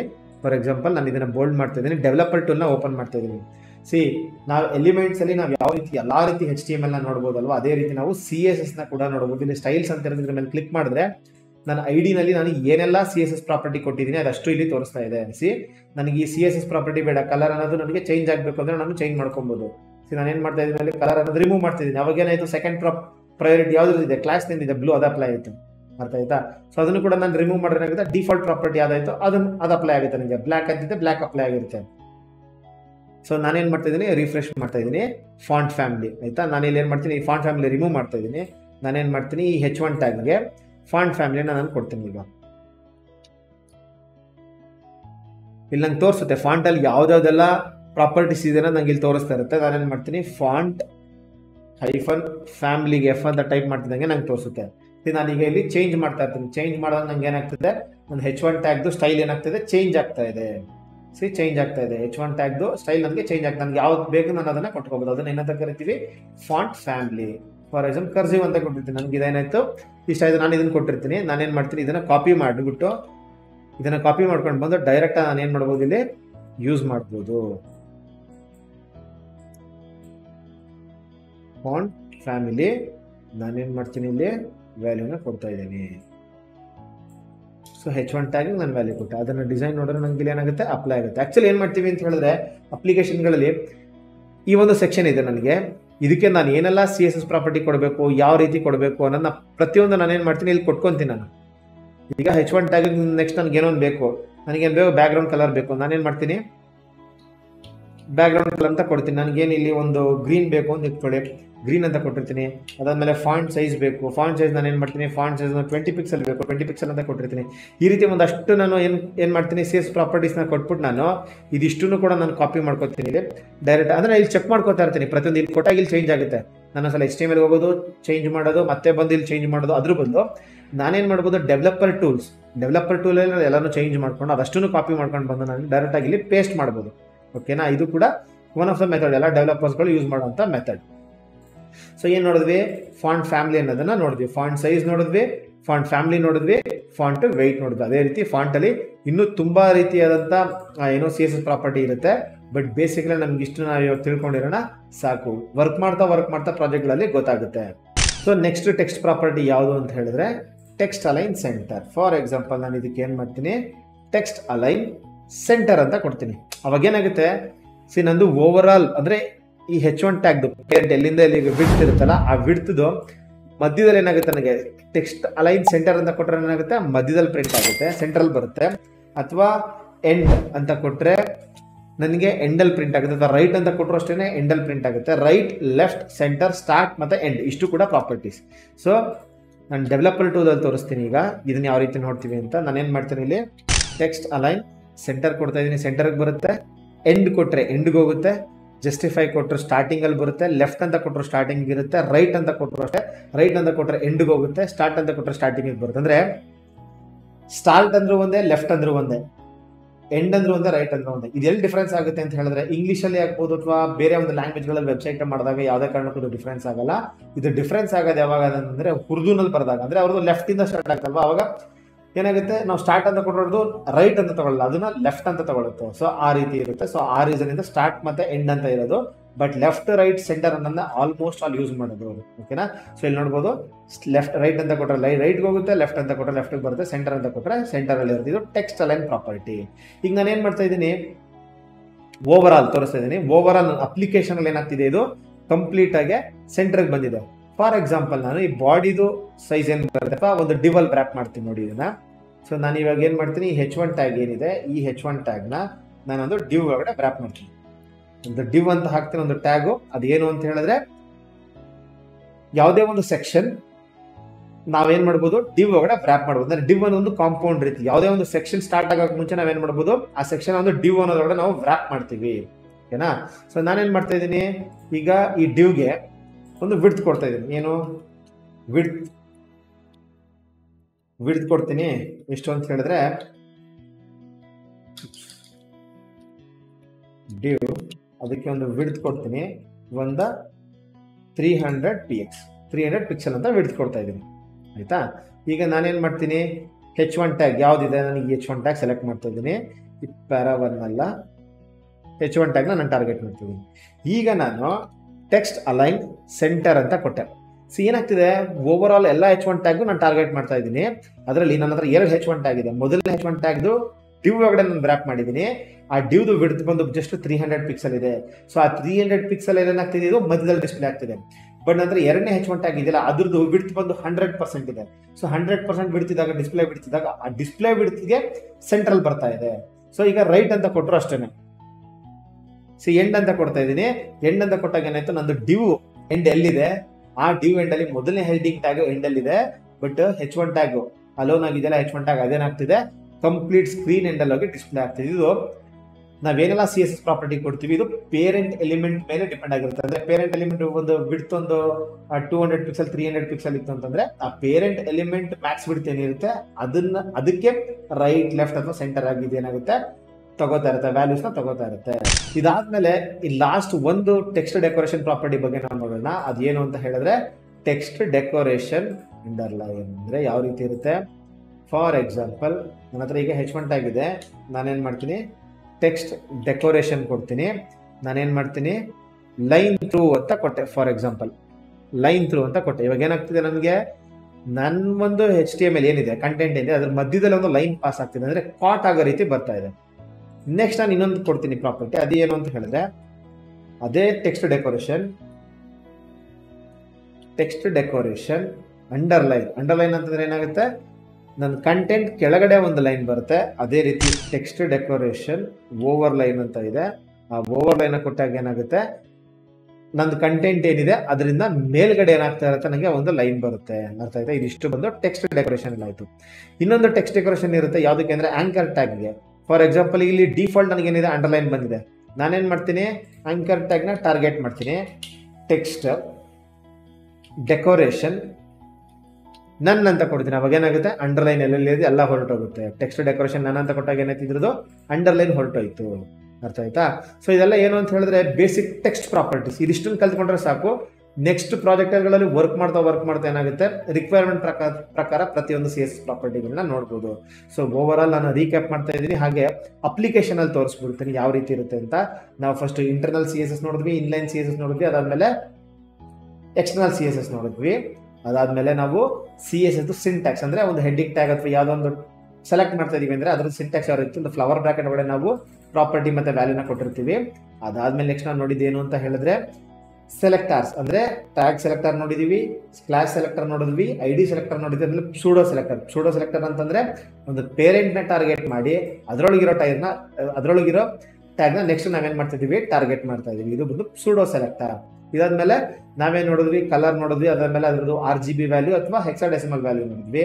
ಅದಾದ್ಮೇಲೆ ನಾವೇನ್ ನೋಡಿದ್ವಿ, ಬೇಕಾದಂತ ಬೇಸಿಕ್ ನಮ್ಗೆ ಯಾವ್ದಾದೆಲ್ಲ ಫಾಂಟ್ ಅಥವಾ ಟೆಕ್ಸ್ಟ್ ರಿಲೇಟೆಡ್ ನಮಗೆ CSSಗಳು ನೆಸೆಸರಿ ಇದೆ ಅದನ್ನೆಲ್ಲ ನೋಡ್ತಾ ಇದ್ವಿ. ಅದರಲ್ಲಿ font size important, font weight, font family. ಅದಾದ್ಮೇಲೆ ಏನ್ ಮಾಡಿದ್ವಿ, ನಾವು ಟೆಕ್ಸ್ಟ್ ಡೆಕೋರೇಷನ್ಗಳನ್ನ ನೋಡಿದ್ವಿ. ಸೊ ಅರ್ಥ ಆಯ್ತಾ? ಅದಾದ್ಮೇಲೆ ಟೆಕ್ಸ್ಟ್ ಡೆಕೋರೇಷನ್ ನನ್ನೆಲ್ಲ ನೋಡಿದ್ವಿ. ಇದು 100% ಎಲ್ಲಾ ಕಡೆ ನಾವು ಯೂಸ್ ಮಾಡೇ ಮಾಡ್ತೀವಿ, ಓಕೆನಾ? ಸೊ ಇದಿಷ್ಟನ್ನು ನಾವು ಅಪ್ಲಿಕೇಶನ್ ಅಲ್ಲಿ ಚೆಕ್ ಮಾಡೋಣ ಯಾವ ರೀತಿ ಯೂಸ್ ಮಾಡಿರ್ತಾರೆ ಅನ್ನೋದು. ಫಾರ್ ಎಕ್ಸಾಂಪಲ್ ನಾನು ಇವತ್ತು ಯಾವ್ದು ಓಪನ್ ಮಾಡ್ತಿದ್ದೀನಿ, ಮಿಂತ್ರ ಅಪ್ಲಿಕೇಶನ್ ಓಪನ್ ಮಾಡ್ತೀನಿ. ಸೊ ಮಿಂತ್ರ ಹೋಮ್ ಪೇಜಿಗೆ ನಾನು ಹೋಗ್ತಾ ಇದ್ದೀನಿ. ಸೊ ಇದು ನನಗೆ ಫಾರ್ ಎಕ್ಸಾಂಪಲ್ ಆಂಕರ್ ಟ್ಯಾಗ್ ಅಂತ ಅನ್ಕೊಳ್ಳೋಣ. ಇದು ಆಂಕರ್ ಟ್ಯಾಗ್ ಇರ್ಬೋದು, ನೋಡೋಣ. ಆಂಕರ್ ಟ್ಯಾಗ್ ಇರುತ್ತೆ. ಆಂಕರ್ ಟ್ಯಾಗ್ ನಾವೇನ್ ಕೊಂಡಿದ್ವಿ, ಟೆಕ್ಸ್ಟ್ ಡೆಕೋರೇಷನ್ ನಾನು ಯೂಸ್ ಮಾಡೇ ಮಾಡ್ತೀವಿ ಅಂತ ಹೇಳಿದ್ವಿ. ನೋಡೋದಾದ್ರೆ ಟೆಕ್ಸ್ಟ್ ಡೆಕೋರೇಷನ್ ನನ್ ಇದೆ, ಟೆಕ್ಸ್ಟ್ ಡೆಕೋರೇಷನ್ ನನ್ನಲ್ಲಿದೆ. ಇಲ್ಲಿ ಇನ್ ಕೇಸ್ ನಾನು ಇದನ್ನ ರಿಮೂವ್ ಮಾಡಿದ್ರೆ ತಗೊಳ್ಳಲ್ಲ, ಯಾಕಂದ್ರೆ ಇಲ್ಲೊಂದ್ ಕಡೆ ಇದೆ, ಇದು ಅಪ್ಲೈ ಆಗ್ತಾ ಇರುತ್ತೆ. ಇದನ್ನು ನಾನು ಕಮೆಂಟ್ ಮಾಡ್ತೀನಿ, ಈ ಟೈಮಲ್ಲಿ ತಗೊಳ್ಳೋದು ಇಲ್ಲಿ ಅಂಡರ್ಲೈನ್ ಬಂದಿದೆ. ಹೌದಾ? ಟೆಕ್ಸ್ಟ್ ಡೆಕೋರೇಷನ್ ನಾನು ನೋಡಿದ್ವಿ. ಅದಾದ್ಮೇಲೆ ಫಾಂಟ್ ಫ್ಯಾಮಿಲಿ ನೋಡೋದು. ಫಾಂಟ್ ಫ್ಯಾಮಿಲಿ ಯಾವ್ದು ಯೂಸ್ ಆಗಿರುತ್ತೆ ಇಲ್ಲಿ, ಫಾಂಟ್ ಫ್ಯಾಮಿಲಿ ಇಲ್ಲಿದೆ. ರಿಮೂವ್ ಮಾಡ್ತಾ ಇದ್ದೀನಿ, ಏನಾಗ್ತಿದೆ, ಚೇಂಜ್ ಆಗ್ತಾ ಇದೆ ನನಗೆ. ಇದನ್ನ ನೋಡಿ ಕಮೆಂಟ್ ಮಾಡಿದೆ, ಅನ್ಕಮೆಂಟ್ ಮಾಡಿದೆ, ಬರ್ತಾ ಇದೆ ನನಗೆ ಈ ವ್ಯಾಲ್ಯೂ. ಈಗ ನಾನು ಏನ್ ಮಾಡ್ತಿದ್ದೀನಿ, ಚೇಂಜ್ ಮಾಡ್ತೀನಿ, ನನಗೆ ಫಾಂಟ್ ಫ್ಯಾಮಿಲಿ ಚೇಂಜ್ ಆಗ್ತಿದೆ. ಫಾಂಟ್ ಫ್ಯಾಮಿಲಿ ಬಗ್ಗೆ ಗೊತ್ತಾಯ್ತು. ಇದಾದ್ಮೇಲೆ ನೆಕ್ಸ್ಟ್ ನಾವು ಯಾವ್ದು ನೋಡಿದ್ವಿ, ಫಾಂಟ್ ಸೈಜ್ ನೋಡಿದೀವಿ. ಫಾಂಟ್ ಸೈಜ್ ನೋಡಿ ಈಗ 14 ಪಿಕ್ಸೆಲ್ ಇದೆ. ನಾನು ಇದನ್ನ ಇನ್ಕ್ರೀಸ್ ಮಾಡ್ತೀನಿ, ಫಾಂಟ್ ಸೈಜ್ ಜಾಸ್ತಿ ಆಗ್ತಾ ಇದೆ. ಈಗ ನಾನು ನೆಕ್ಸ್ಟ್ ಏನ್ ಮಾಡ್ತೀನಿ, ಫಾಂಟ್ ಲೈಟ್ ಮಾಡ್ತೀನಿ. ಇದನ್ನ ಯಾವ ರೀತಿ, ಫಾಂಟ್ ವೆಯ್ಟ್ ನಾನು ಚೇಂಜ್ ಮಾಡ್ತೀನಿ. 700 ಕೊಟ್ಟಿದ್ದಾರೆ ಫಾಂಟ್ ವೆಯ್ಟ್. ನಾನು ಇದನ್ನ ಏನ್ ಮಾಡ್ತೀನಿ, ಲೈಟ್ ಅಂತ ಕೊಡ್ತೀನಿ. ಲೈಟ್ ಅಂತ ಕೊಟ್ಟಾಗ ಏನಾಗುತ್ತೆ, ಕಮ್ಮಿ ಆಗುತ್ತೆ ಥಿಕ್ನೆಸ್. ಈಗ ನೋಡಿ ಬೋಲ್ಡ್ ಕೊಡ್ತೀನಿ, ಲೈಟರ್ ಕೊಟ್ಟೆ. ಈಗ ನಾನೇನು ಮಾಡ್ತೀನಿ, ಬೋಲ್ಡ್ ಕೊಡ್ತೀನಿ, ಬೋಲ್ಡ್ ಆಗ್ತಾ ಇದೆ. ಅರ್ಥ ಆಯ್ತಾ? ಸೊ ಇದೆಲ್ಲ ಏನು ಅಂತ ಹೇಳಿದ್ರೆ ಫಾಂಟ್ ಫ್ಯಾಮಿಲೀಸ್, ಅಂದರೆ ಫಾಂಟ್ ಸ್ಟೈಲ್, ಟೆಕ್ಸ್ಟ್ ಪ್ರಾಪರ್ಟೀಸ್ ಇದೆಲ್ಲ. ಅದಾದ್ಮೇಲೆ ಏನು ಮಾಡ್ತೀನಿ, ಈಗ ಇದೊಂದಕ್ಕೆ ಮಾತ್ರ ನಾನು ಏನು ಮಾಡ್ತೀನಿ, ಟೆಕ್ಸ್ಟ್ ಹೈಫನ್ ಡೆಕೋರೇಷನ್, ನಾನೇನು ಮಾಡ್ತೀನಿ ಇಲ್ಲಿ ಓವರ್ಲೈನ್ ಲೈನ್ ಥ್ರೂ ಅಂತ ಕೊಡ್ತೀನಿ. ಸಿ ಲೈನ್ ಥ್ರೂ ಬರ್ತಾ ಇದೆ ಮೆನ್ ಮಾತ್ರಕ್ಕೆ, ಮೆನ್ ಒಂದಕ್ಕೆ ಮಾತ್ರ ಏನಾಗ್ತದೆ, ಲೈನ್ ಥ್ರೂ ಬರ್ತಾ ಇದೆ. ಇದಾದ್ಮೇಲೆ ನಾವು ಯಾವುದೆಲ್ಲ ಸೆಲೆಕ್ಟರ್ ನೋಡಿದ್ವಿ, ಸಿ ಇದು ಬಂದು ಡೆಸ್ಕ್ಟಾಪ್ ಮೈನ್ ಅಂತ ಇದೆ. ಡೆಸ್ಕ್ಟಾಪ್ ಮೈನ್ ಅನ್ನೋದೇನು, ಸಿ ಡೆಸ್ಕ್ಟಾಪ್ ಅನ್ನೋದು ಇದು, ಡೆಸ್ಕ್ಟಾಪ್ ನ್ಯಾವ್ ಲಿಂಕ್ ಅಂತ ಇದೆ, ಇದೇನು ಕ್ಲಾಸ್ ಸೆಲೆಕ್ಟರ್. ಏನು ಮಾಡಿದ್ದಾರೆ, ಒಂದು ಡಾಟ್ ಕೊಟ್ಟು ಅದನ್ನ ಟಾರ್ಗೆಟ್ ಮಾಡಿದ್ದಾರೆ.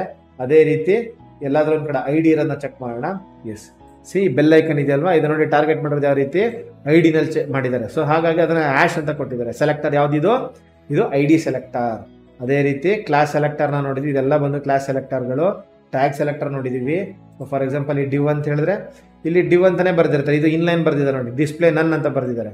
ಯಾವುದೋ ಒಂದು ಸೆಕ್ಷನ್ ಡಿಸ್ಪ್ಲೇ ನನ್ ಮಾಡಿದ್ದಾರೆ. ಫಾರ್ ಎಕ್ಸಾಂಪಲ್ ಅದನ್ನ ಎನೇಬಲ್ ಮಾಡಿದ್ರೆ ಏನಾಗುತ್ತೆ, ಡಿಸ್ಪ್ಲೇ ಬ್ಲಾಕ್ ಮಾಡಿದ್ರೆ ಏನೋ ನನಗೆ ಬಂದು ಹೋಯ್ತಿಲ್ಲ, ಅಂದ್ರೆ ಫಾರ್ ಎಕ್ಸಾಂಪಲ್ ಬ್ಲಾಕ್ ಮಾಡ್ತಾ ಇದ್ದೀನಿ, ಬ್ಲಾಕ್ ಮಾಡಿದಾಗ ನಂಗೆ ಏನೋ ಡಿಫ್ರೆನ್ಸ್ ಕಾಣಿಸ್ತಾ ಇದೆ ಸ್ಕ್ರೀನಲ್ಲಿ, ಆಯ್ತಾ ನೋಡಿ ಇಲ್ಲಿ.